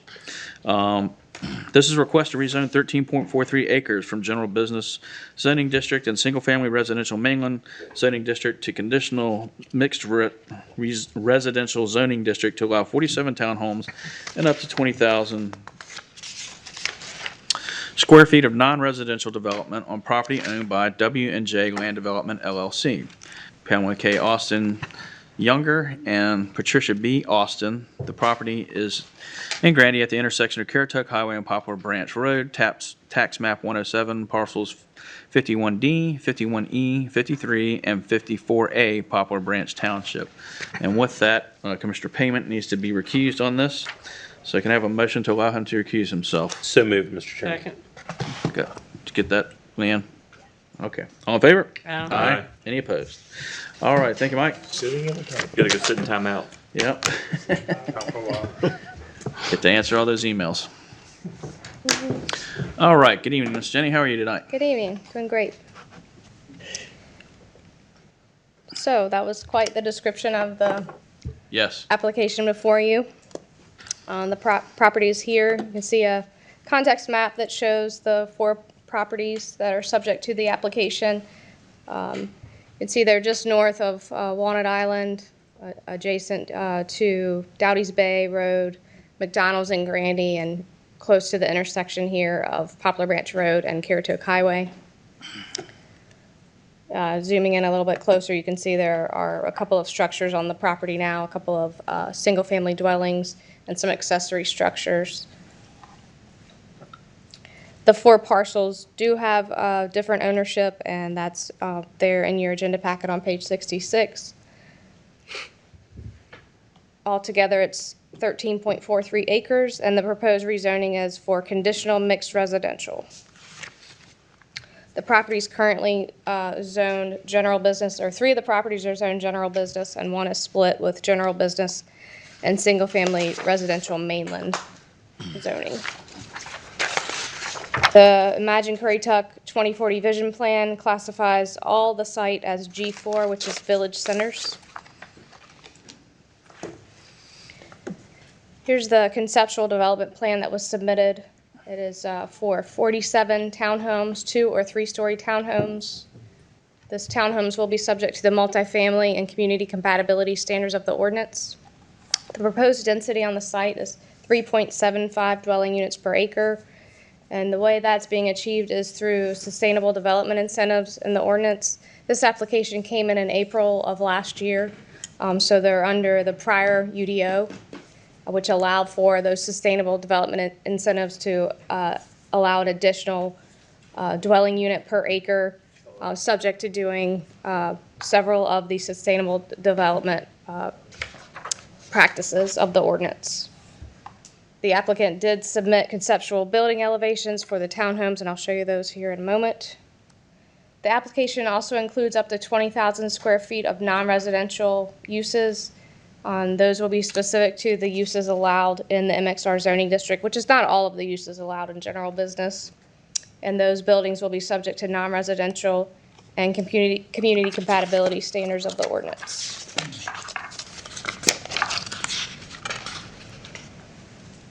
The project is proposed to be served by county water as well as the Waterside Sewer District. The board did include the 4 parcels in the sewer district area in March. I believe it was March of this year. And there has been no sewer allocation granted for the parcel, but it has been added to the sewer area. And the force main along the highway is also not existing or constructed at this time. The applicant proposes to manage stormwater. It's adjacent to the canal between this property and Walnut Island, as well as there's an existing pond on the property. And the applicant is proposing expansion of that pond and then construction of a rain garden, you can see here, as well as a pond in the front for the non-residential portion of the site. Access is proposed through the existing full movement access that's just south of the McDonald's that exists, as well as a connection to Mimosa Lane. And I do have an image here that I pulled from Google Earth that shows the existing full movement access on the parcel. With respect to adequate public facilities, based on the September enrollment numbers that we received from the schools, there is capacity available for the number of students that are going to be generated by this development. That is included in your agenda packet on pages 66 and 67 using the Tischler study for all of the other types of development calculation. They're proposing amenities, including this beach amenity here adjacent to the pond, a picnic area, which I believe is here, some multi-use paths and walkways, a wildlife observation deck, and a tot lot, like a playground, as well as a sidewalk adjacent to Caratoke Highway. They're also proposing a 50-foot vegetative buffer adjacent to the existing residential dwellings here along Dowdy's Bay Road, as well as along Poplar Ranch Road here. This is an exhibit that shows the open space requirements. They are required to have a percentage of open space as well as active open space. This is the conceptual elevations for the 2-story townhomes that were provided and are also available in your agenda packet. And these are the elevations that are proposed for the 3-story townhomes.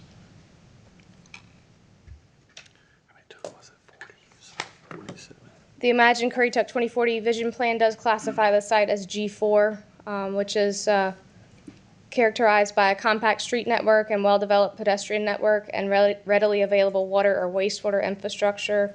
And you can see that appropriate land uses include mixed residential and commercial uses. There are several land use goals that may apply to the request.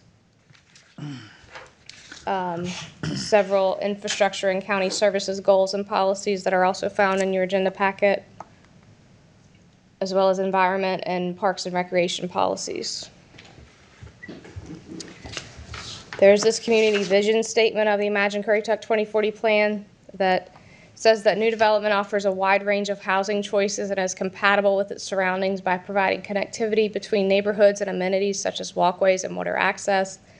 The county maintains appropriate development densities and discourages encroachment into areas that impact natural assets, and development occurs in areas adequately served by county infrastructure or occurs concurrently with planned infrastructure improvements. And then there's a guiding principle here that may apply: economic prosperity and resilience. When the board is deciding whether to approve conditional rezoning, you're familiar with these review standards that you may consider. A potential statement of consistency and reasonableness is that the request is in conformance with the Imagine Currituck 2040 plan, including the G4 transect, and the board may determine that the request is reasonable and in the public interest by determining that the size and location of the property is appropriate for the proposed use, and the request provides a needing housing alternative in the Grandy sub-area of Lower Currituck. The Planning Board and the Technical Review Committee recommend conditional approval of the request, subject to the conditions that are in your staff report, and that the development shall conform to the approved conceptual development plan or master plan. That the townhome design shall be substantially similar to the conceptual elevations provided. A maximum of 47 2- or 3-story townhomes are permitted. A 50-foot wide vegetative buffer provided. As part of the major site plan or townhome development approval, the applicant shall implement the sustainable development practices. A maximum of 20,000 square feet of non-residential floor area is permitted. Phase 1, there's some phasing with respect to the number of homes that will be included in Phase 1, 18 townhome units, the stormwater BMP, picnic area, cluster mailbox unit, trash enclosure, and multi-use path adjacent to the highway. Phase 2 includes 16 townhomes, the beach amenity, wildlife observation deck, and the boardwalk. And Phase 3 includes 13 townhomes and the tot lot amenity. And I believe that's all I have on the slideshow. Any questions? Jenny, I do. Do you mind, Mr. Chair? Not at all. Okay. So when it comes to the incentives, just out of curiosity, that are on page 113 of the agenda packet, which types of those incentives is this development entitled to? So they are entitled to the density bonus for providing 2 sustainable development practices from Schedule A and 4 from Schedule B. Okay.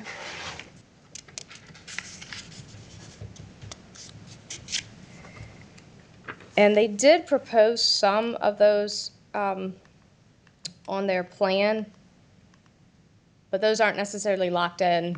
Okay. That they could choose other ones when they go to actually do their major site plan. Right, but a total of 6 will be required to have this density, right? Right. And then, so those are the incentives. Which of the practices are they going to implement to get those incentives? So they will pick 2 from Schedule A and 4 from Schedule B. Okay, so I guess I misunderstood the, So the incentive is an extra dwelling unit per acre, okay, and the practices are the Schedule A and B. okay. I misunderstood, I So the apologize. incentive they get, the incentive they're getting is the increased density. Correct. And to achieve that, they have to have a total of 6, 2 from Schedule A and 4 from Schedule B. That's right. Okay. Okay. Okay. Anything further from Mr. Turner? Oh, I do have one more thing. Sorry. What's the difference in the if this was filed today, what's the difference in the density that they would be given today as to what they got when they filed last year in April? So that would be 3 dwelling units on the multifamily and 2 on the commercial. So Okay. let me look at that. All right. Okay. You have the totals. She's looking it up. 47. So it'll be 2 times 9.33. I can get my 18.6, 7. Nothing. Round it 19. 2 times 9.33.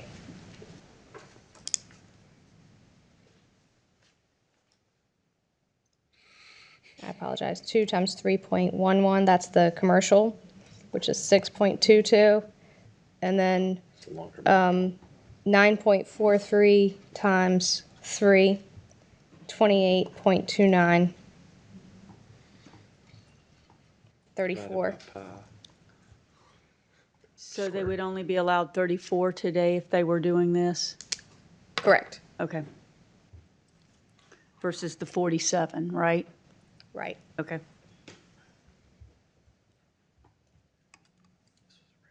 Okay. Now I am done. Okay. All right. Thank you, Jenny. Was it that long? I'll leave this up for Mark. Okay. Can I ask Jenny a quick question? Oh, This no, was we're not done. originally, like when Selena said this was, or Commissioner Jarvis, sorry, when they, was this 18 when the rules were, was it 18 or 15? I was trying to remember. What do you mean? The difference where they were in, it was 47, what, did we? No, so the board went in and removed in October of last year, removed the sustainable development incentives Okay, and removed wetlands from density calcs. okay. Well, it's a great example of, what we did. And, yeah, you can see it played out, how much it's reduced the overall volume. Okay, we sure we're done? I'm good Okay. now, thanks. All right, thank you, Jenny. All right, Mr. Bissell, I guess you're up.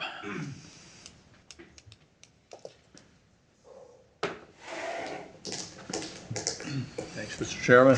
Good evening, sir. How are you? I'm well, thank you. Good. Well, the main thing I wanted to do was just to kind of run through the 11 conditional zoning standards that you all are able to consider in this kind of a request. The first one is consistency with county adopted plans. So, as Jenny said, the site classification is G4, which is classified as village center. And what Imagine Currituck states is that the goal is to encourage the development of mixed-use village in Grandy with higher residential density and 2 to 3 story buildings constructed to architectural design standards. So that's exactly what we're doing. The Grandy sub-area goals are to plan for continued growth as a community center, to encourage cluster housing developments, and to plan for growth as a commercial center. And that's all on page 82 of Imagine Currituck. And our plan supports all 3 of those. So we're trying to develop a mixed-use walking scale community, which is really exactly what Imagine Currituck prescribes here. Not in conflict with any UDO provision. So we will apply for site-specific development approval at the next stage of the review, and all applicable UDO standards will be adhered to. And number 3, it's required by change conditions, and that is the increasing population of the county mainland and really the need for less expensive housing types. It addresses a demonstrated community need for less expensive housing. That's number 4. Number 5, it's compatible with the existing and proposed surrounding land uses. The commercial development, or the existing GB, is actually going to a lower impact commercial development and will be developed according to an actual plan that kind of limits the impact. And as the plan shows, we're adequately buffering existing residential development. So it doesn't adversely impact nearby lands.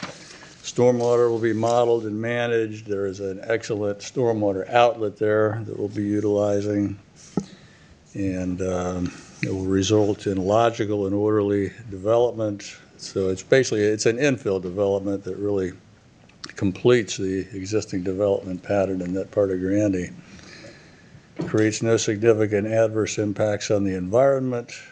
So there's no impacts to wetlands being proposed. Vegetative buffers are being established. We have buffers to Corps of Engineers and CAMA wetlands. And stormwater management will be enhanced.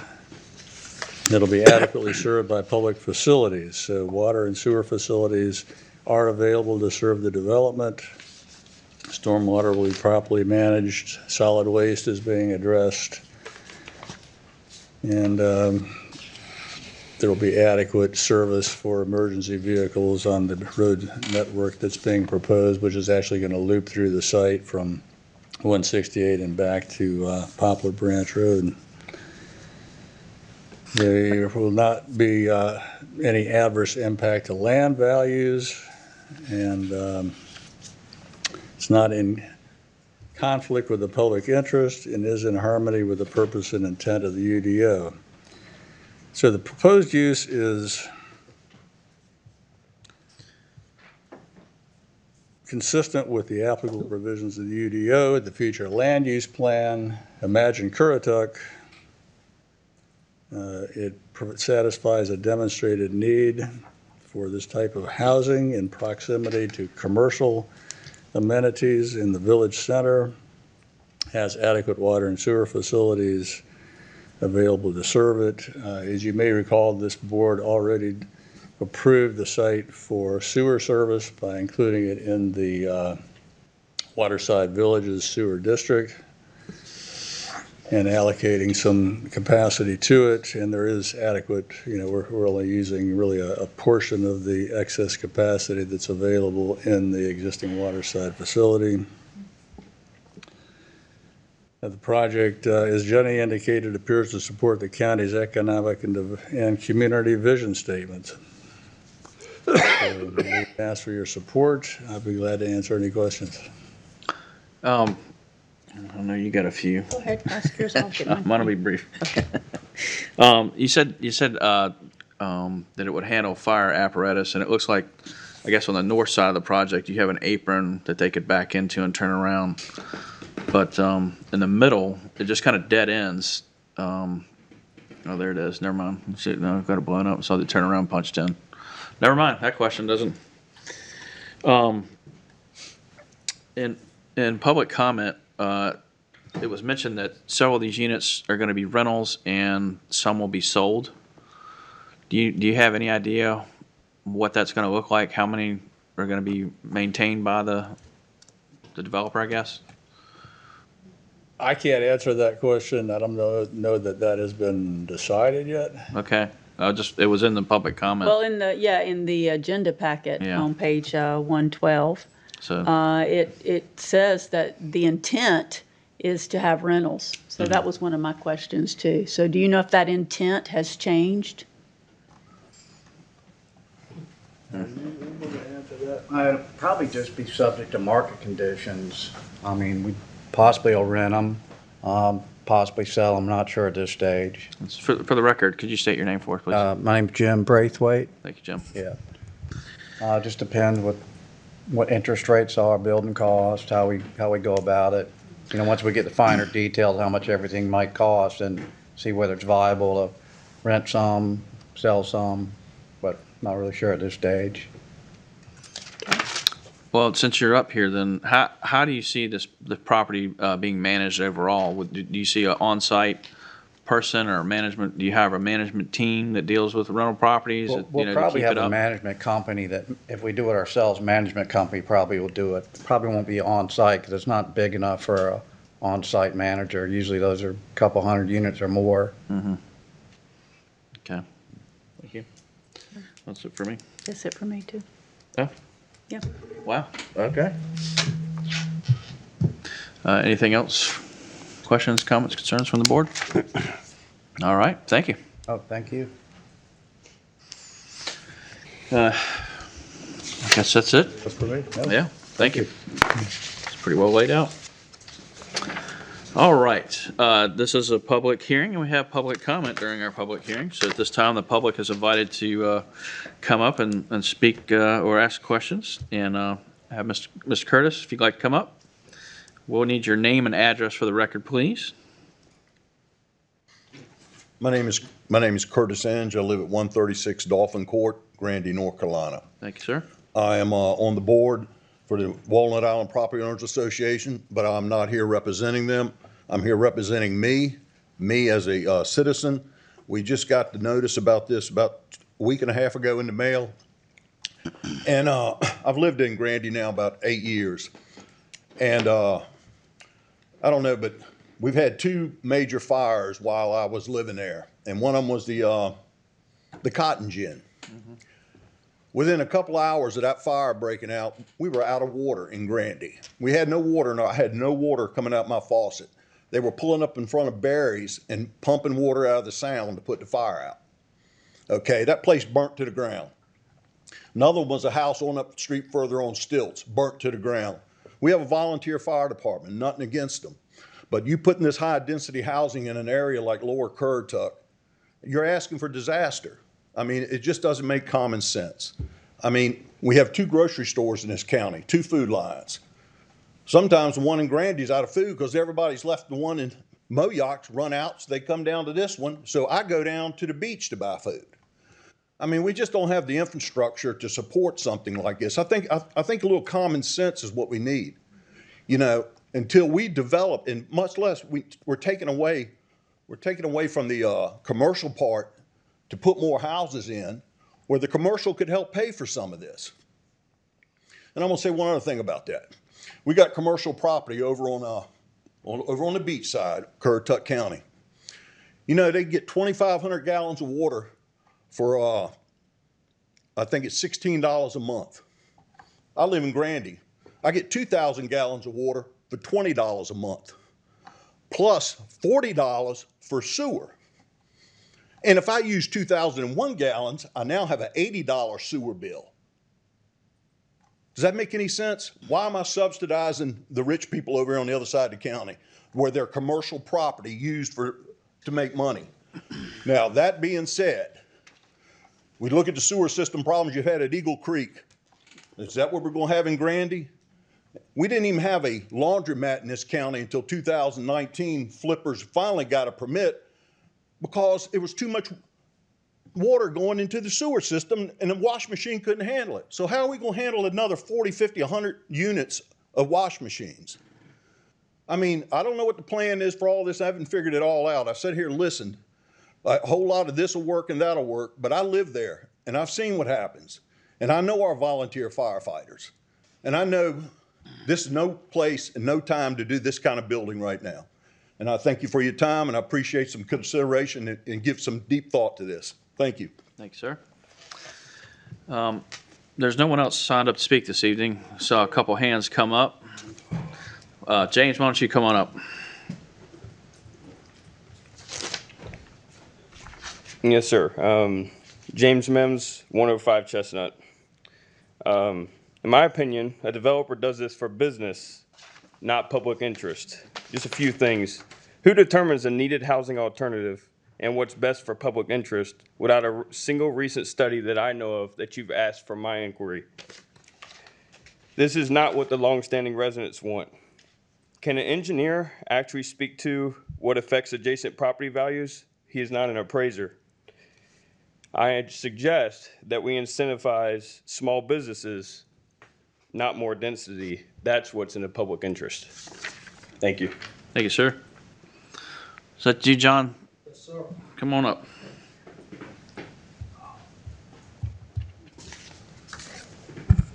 John Snowden, 112 Maple Road and 194 and a couple other properties. I'm also known as Farmer John. I grow food and flowers. I don't grow houses. Couple of words we've thrown in: sustainable. This type of development, multifamily townhomes, are not sustainable. One 6-unit townhome in Fost has a $1.8 million value at $300,000 per unit. It pays $11,000 in taxes. $19,000 goes out for schools. That's an $8,000 deficit that not only affects the adjacent property owners, but it affects me and Maple. Let me give you some numbers. I'm a mathematician. I think I'm qualified as an expert on this. I can do the math on a napkin. Pardon me, I'm going to put my glasses on. My eyeballs are a little fuzzy. So 47 units with a value, which the developer and the engineer hasn't even said. Let's just say $300,000 for a red raspberry number. 47 units will pay $87,000 in taxes at the current rate, and it will cost us $155,000 for schools. One child per unit. When you go to 2, you double that number. That's not sustainable because everybody else, what happens in Moyock affects Point Harbor. What happens in Grandy affects Moyock and everywhere else. That's why our tax rate has just exploded to 33 cents, because developers are coming down here. They're building these townhomes where they get density, high density, multifamily. 6 units per 0.42 acres. That's asinine. 1 residential unit on 1 acre is $1,400 in deficit. So this is a rezoning, and I will remind you, rezonings are political decisions. You can say no, everybody, all together, no. It's a nice short word. When you say no, you protect the tax base in the rest of the county. 20,000 square feet of commercial in this, you should not be approving multifamily without a significant commercial component. I mean, you got a developer trying to play a shell game in Moyock. Oh, we're going to move the grocery store. And he's going to go put in more townhomes that are just going to sink us. Is that the legacy you want? No. No to rezoning this until they come back with a significant commercial component. That's what's going to offset residential development like this. Thank you. Oh, and I am running for commissioner as a write-in. Yeah. Anyone else this evening? All right, seeing none, I'll close public comment. Mr. Chairman, could I just respond? Of course. Just to a couple of the comments that were made regarding the fire issue. Of course, the buildings have to meet the fire code, and that has to be demonstrated before a building permit can be obtained, and even a final site plan could be obtained. And if the school numbers are based, as Mr. Snowden said, on 1 child per unit, that's about double what the Tischler study indicates, because it says 0.25 student per elementary student per unit, 0.1 middle school, and 0.15 high school student. If you add all those together, that's a half of a child per unit. So the cost impact is half of what you just heard. If those numbers are, if it was based on 1 child per unit, Well, which I think I heard Mr. Snowden say. that goes to my question about the rentals versus the ownership. I mean, if we're talking townhomes, I'm assuming there's steps. So the clientele that we're looking at is families, young families, I would assume. Well, what the Tischler study, though, doesn't show is what the impact is for a townhome style of development, which typically has fewer occupants than a single-family detached, because these are 2 and 3 bedroom units and not 4 and 5 bedroom units. Well, but a 3-bedroom, am I correct in asking, wouldn't that be for young families? I mean, a 3-story townhome, at my age, I would not be interested because of the steps. So am I correct in saying that the clientele would be families with school-age children? Some of them, I'm sure, will be. Okay. I mean, you could look at the bus stops at Falls, the kids on there. I mean, like I said, I've been in my other job too. You know, there's some, like she says, or you can use, I know they're not townhomes, but they're multifamily. There's University Plaza down there at the bridge. There's not that many kids that come out of those. How many units is it, 40-some? I think you also get a lot of young married first-time. First-time buyers without kids yet. And you'll have some empty nesters. It's a variety. It's not a guaranteed. Anyway, thank you. Darcy, Can hang on a second.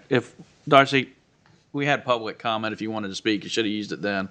Could you please not talk over the applicants and anyone else coming here? I would like to ask a question about the fire code. Will these buildings have to be sprinkled?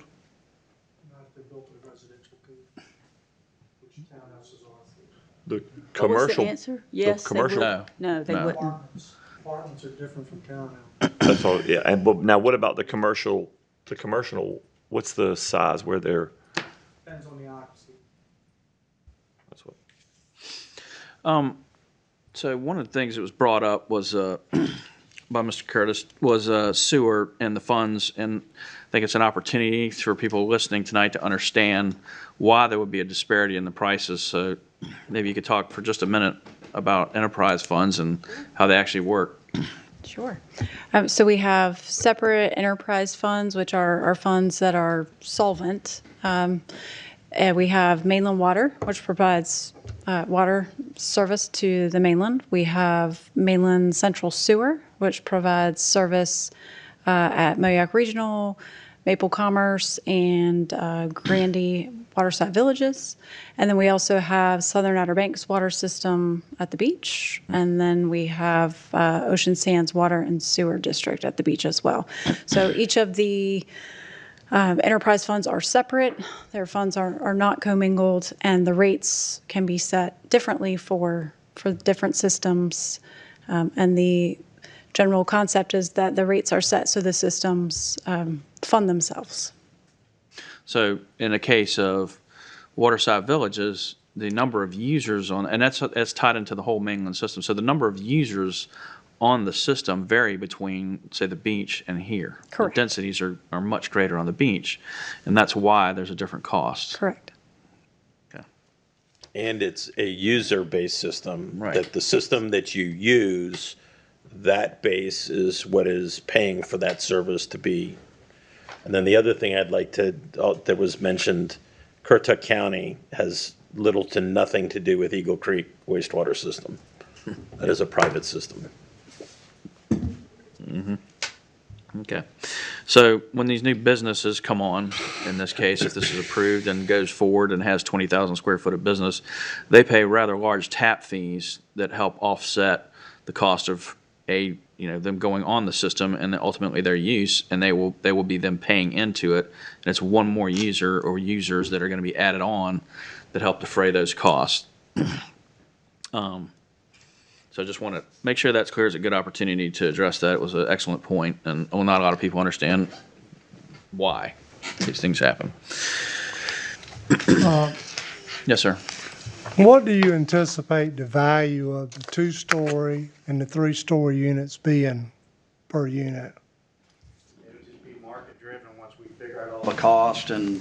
Could you come up back up to the mic? It would just be market driven once we figure out all the cost of everything. Like I say, building costs have gone up so much, interest rates, that all comes into play. We haven't gotten that far down the road yet. Right. If I may say one thing, I know some people have said some comments about commercial. I have commercial property on the beach, and the only reason it's successful there is because we have enough rooftops. We've tried umpteen things with this property and other properties in Currituck, and they haven't worked because we haven't had enough rooftops and no commercial user wants to go there. I know people say, well, you need the commercial first. You have to have the rooftops first. It doesn't work the other way around. Are you speaking to like grocery stores? Is that what you're Any speaking type to? of commercial. Okay. You need people there. And without those people, the commercial's not going to be successful. Then you have a vacant building. Then you have to re-rent it. It's a problem. I mean, it's a problem even at the beach. I have 2 shopping centers there, and I took over one a few years ago. We had about 7 or 8 vacancies, and that's in downtown Duck, with a lot of people there. So it's a difficult task. Okay, well, that's one we've faced for a long time. We can't catch a lot of criticism over putting houses in. And it's kind of a cart before the horse thing, right? You want commercial there, you want to be able to have a business there, but if you don't have the heads in beds, there's nobody spending money. Yeah. And you need a good mix. You need a good mix of residential too, so it appeals to young people, old people, retired people, first-time family buyers, a little bit of everything to make a nice community, just like you need all different types of commercial. You don't want all big box, you want mom and pop and all different types of commercial. Okay. All right, thank you. Anything further? Questions? No questions. No, did you have something? So I've had 3 in the near future, recent history, if you will. Young people, kids of mine that graduated from high school, they went on, they did their, actually all 3 of them are in the military. So but 2 of them came back from, actually all 3 of them came back to this area. None of them live alone. Not a single one. Every single one of them turns around and rents out, a room or 2, depending on the number of the bedrooms. And so, are they of family bearing age? Clearly. We're expecting number 8, by the way. But the point being, I have a son that lives in Edenton right now because there was no way he could afford or find anything in Currituck County to be able to buy or to rent and to be able to afford. And I have another one that's living in Elizabeth City, God forbid, for the exact same reason. There was nothing that was available that he could rent a room or rent half an apartment. It does not exist. And he works in Currituck, so he gets to drive from Elizabeth City every day. We have school teachers with the same challenge. We have law enforcement with the same challenge. And I know we have fire EMS personnel or professionals that have the same challenge. It's real. And no matter what we say, businesses don't come to the county because we tell them to. But prices of these apartments won't be low enough for the people you just mentioned. That's why they share rooms. That's why they rent out rooms. Which I did. I had 2 roommates when I left home. That's what all of mine did. We have a couple deputies that do the same thing because, like I said, and they make those young guys, they sign up for overtime, they do all kinds of stuff. And we have multiple ones that have a house, they rent multiple rooms because there's nothing there. That's a problem.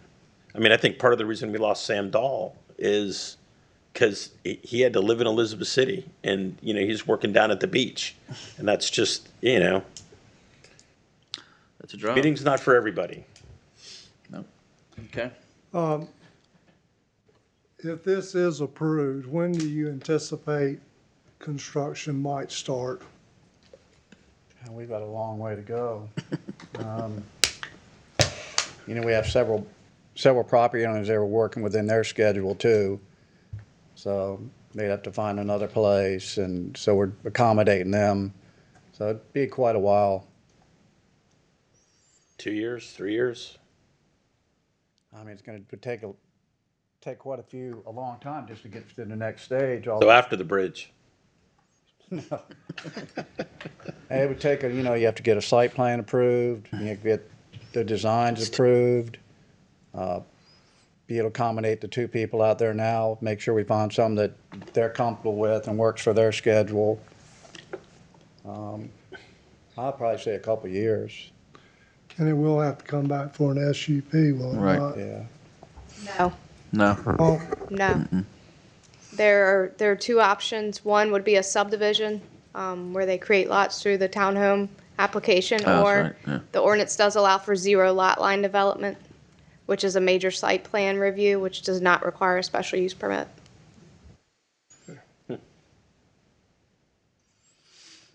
Okay. All right. Anything? Thank you. All right.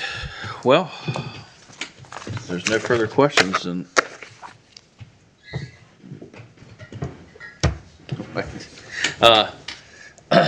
then we need to do something with this. So, is there anyone who would like to make a motion on this? Have further discussion on this? Think on it some. You Bring have it to back close another the meeting? evidentiary. What's that? You have to close the evidentiary phase. I'm just curious. What's that? It was. It was. When I closed the, Okay. Yeah. My bad. Yep. Then it came back up. Okay.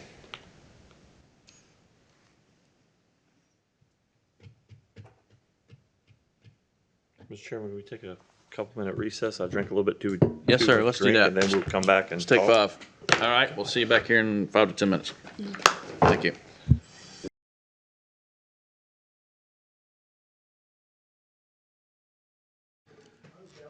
All right.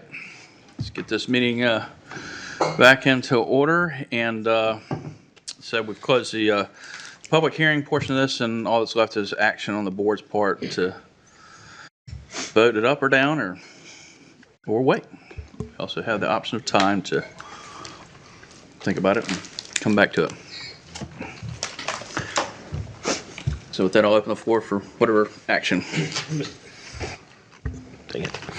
Mr. Chairman, I move to approve PB 2313 Grandy Village conditional rezoning because the request is in conformance with general purpose and intent of the Unified Development Ordinance and is consistent with the goals, objectives, and policies of Imagine Currituck 2040 Vision Plan, including land use goals 1 and the G4 Village Center transect.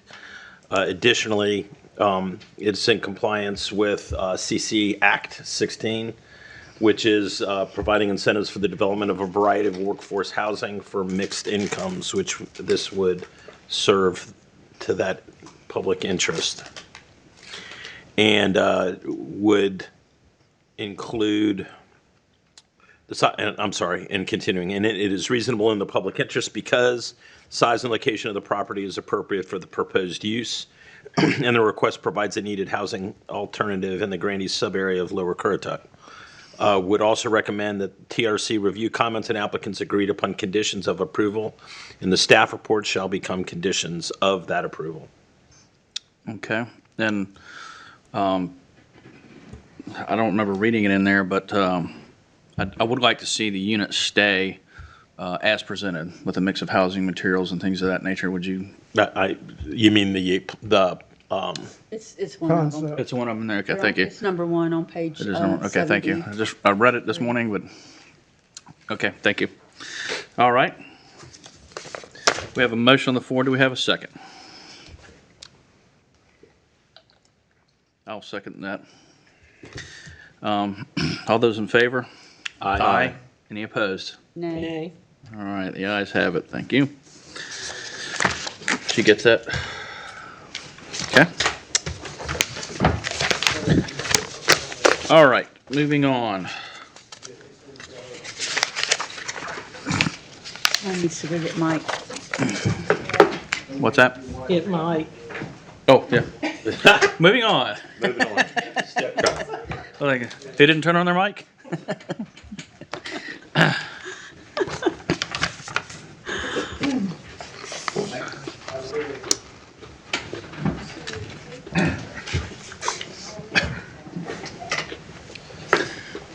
Right. Welcome back, Commissioner Payment. Thank you. All right. Moving on this evening, under new business, we have an ordinance to amend Section 3-87 of the Code of Ordinances to provide an exception for the trap neuter release program. Did he? Because the attorney's not here.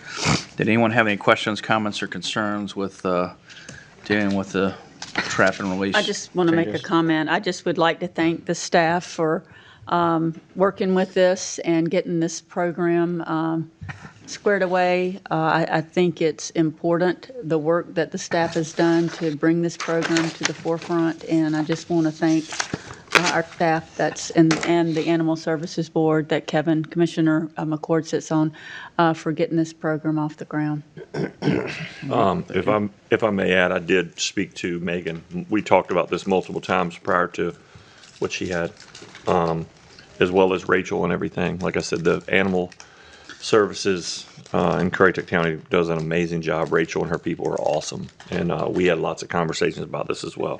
Although I did miss the last meeting because I got off work late. So, all right, thank you. All right, well, with that, would one of you like to make a motion? You don't have anything for us, Rebecca? I would Okay.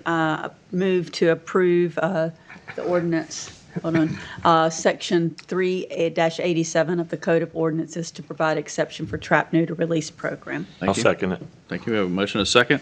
All in favor? Aye. Any opposed? All right, thank you.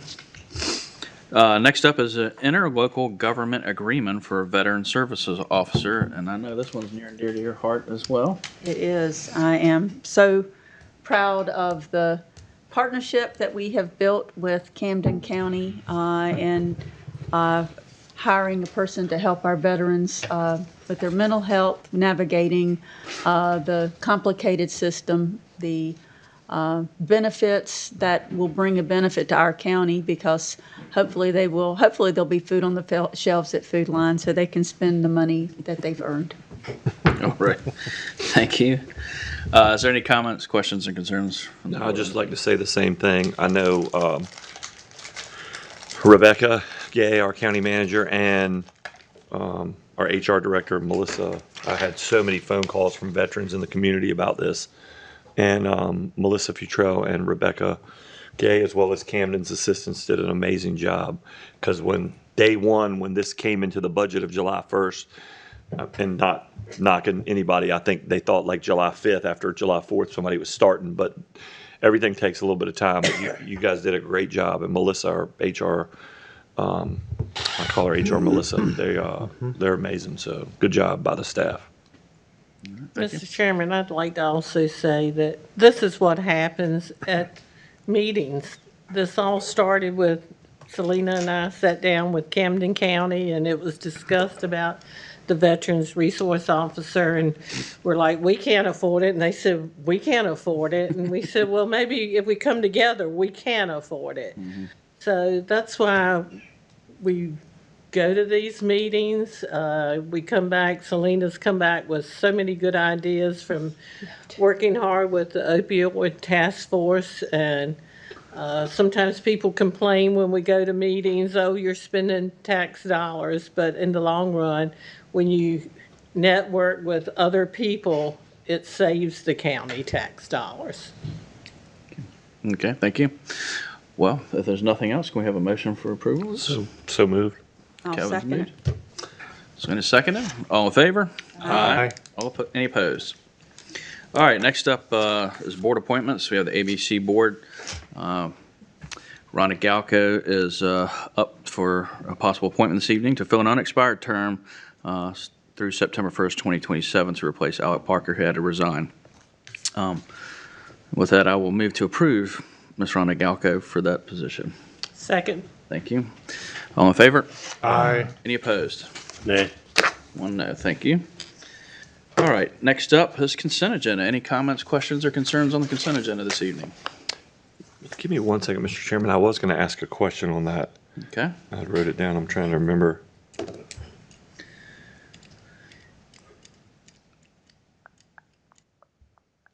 gotta find it.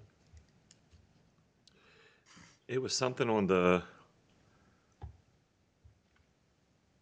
training. No, maybe it wasn't training. Oh, I know what it was. It was some damages to some stuff, and I know those might be insurance claims where stuff was hit by lightning at the public safety building, where there was some issues, and I know Ms. Gay and her staff have. Yeah. There was something else which I thought would have been covered. Some of that stuff may get covered by insurance, correct? Not certain off the top of my head, but yes. Because I know We that do. the motherboard for the thing, here it is right here. It's on page 135. Funds for the cameras which are needed, the handicap door controls, the gearbox that was hit by lightning. A couple months ago, I would assume that would be some kind of insurance claim because I know that was expensive. That was probably the brunt of it. So if that is, that would be something that would be adjusted. Right, sure. Yes, we would get revenue from the insurance company. Okay, that I was guess it. the question is, did we file a claim with our insurance company? Oh, I'm sure we did. Yes. Okay, all right. All right, thank you. Waiting for a judgment. All right, any other questions about anything on That was it. consent agenda? Okay, can I have a motion for approval, please? Motion for approval? Thank you. Second? I'll second it. All in favor? Aye. Any opposed? All right. Next up, I move us into closed session pursuant to NCGS 143-318.11A6 to discuss personnel matters. So that's it for the public portion of the meeting tonight. We'll stay in the room and sure, we'll see you in 2 weeks. Second.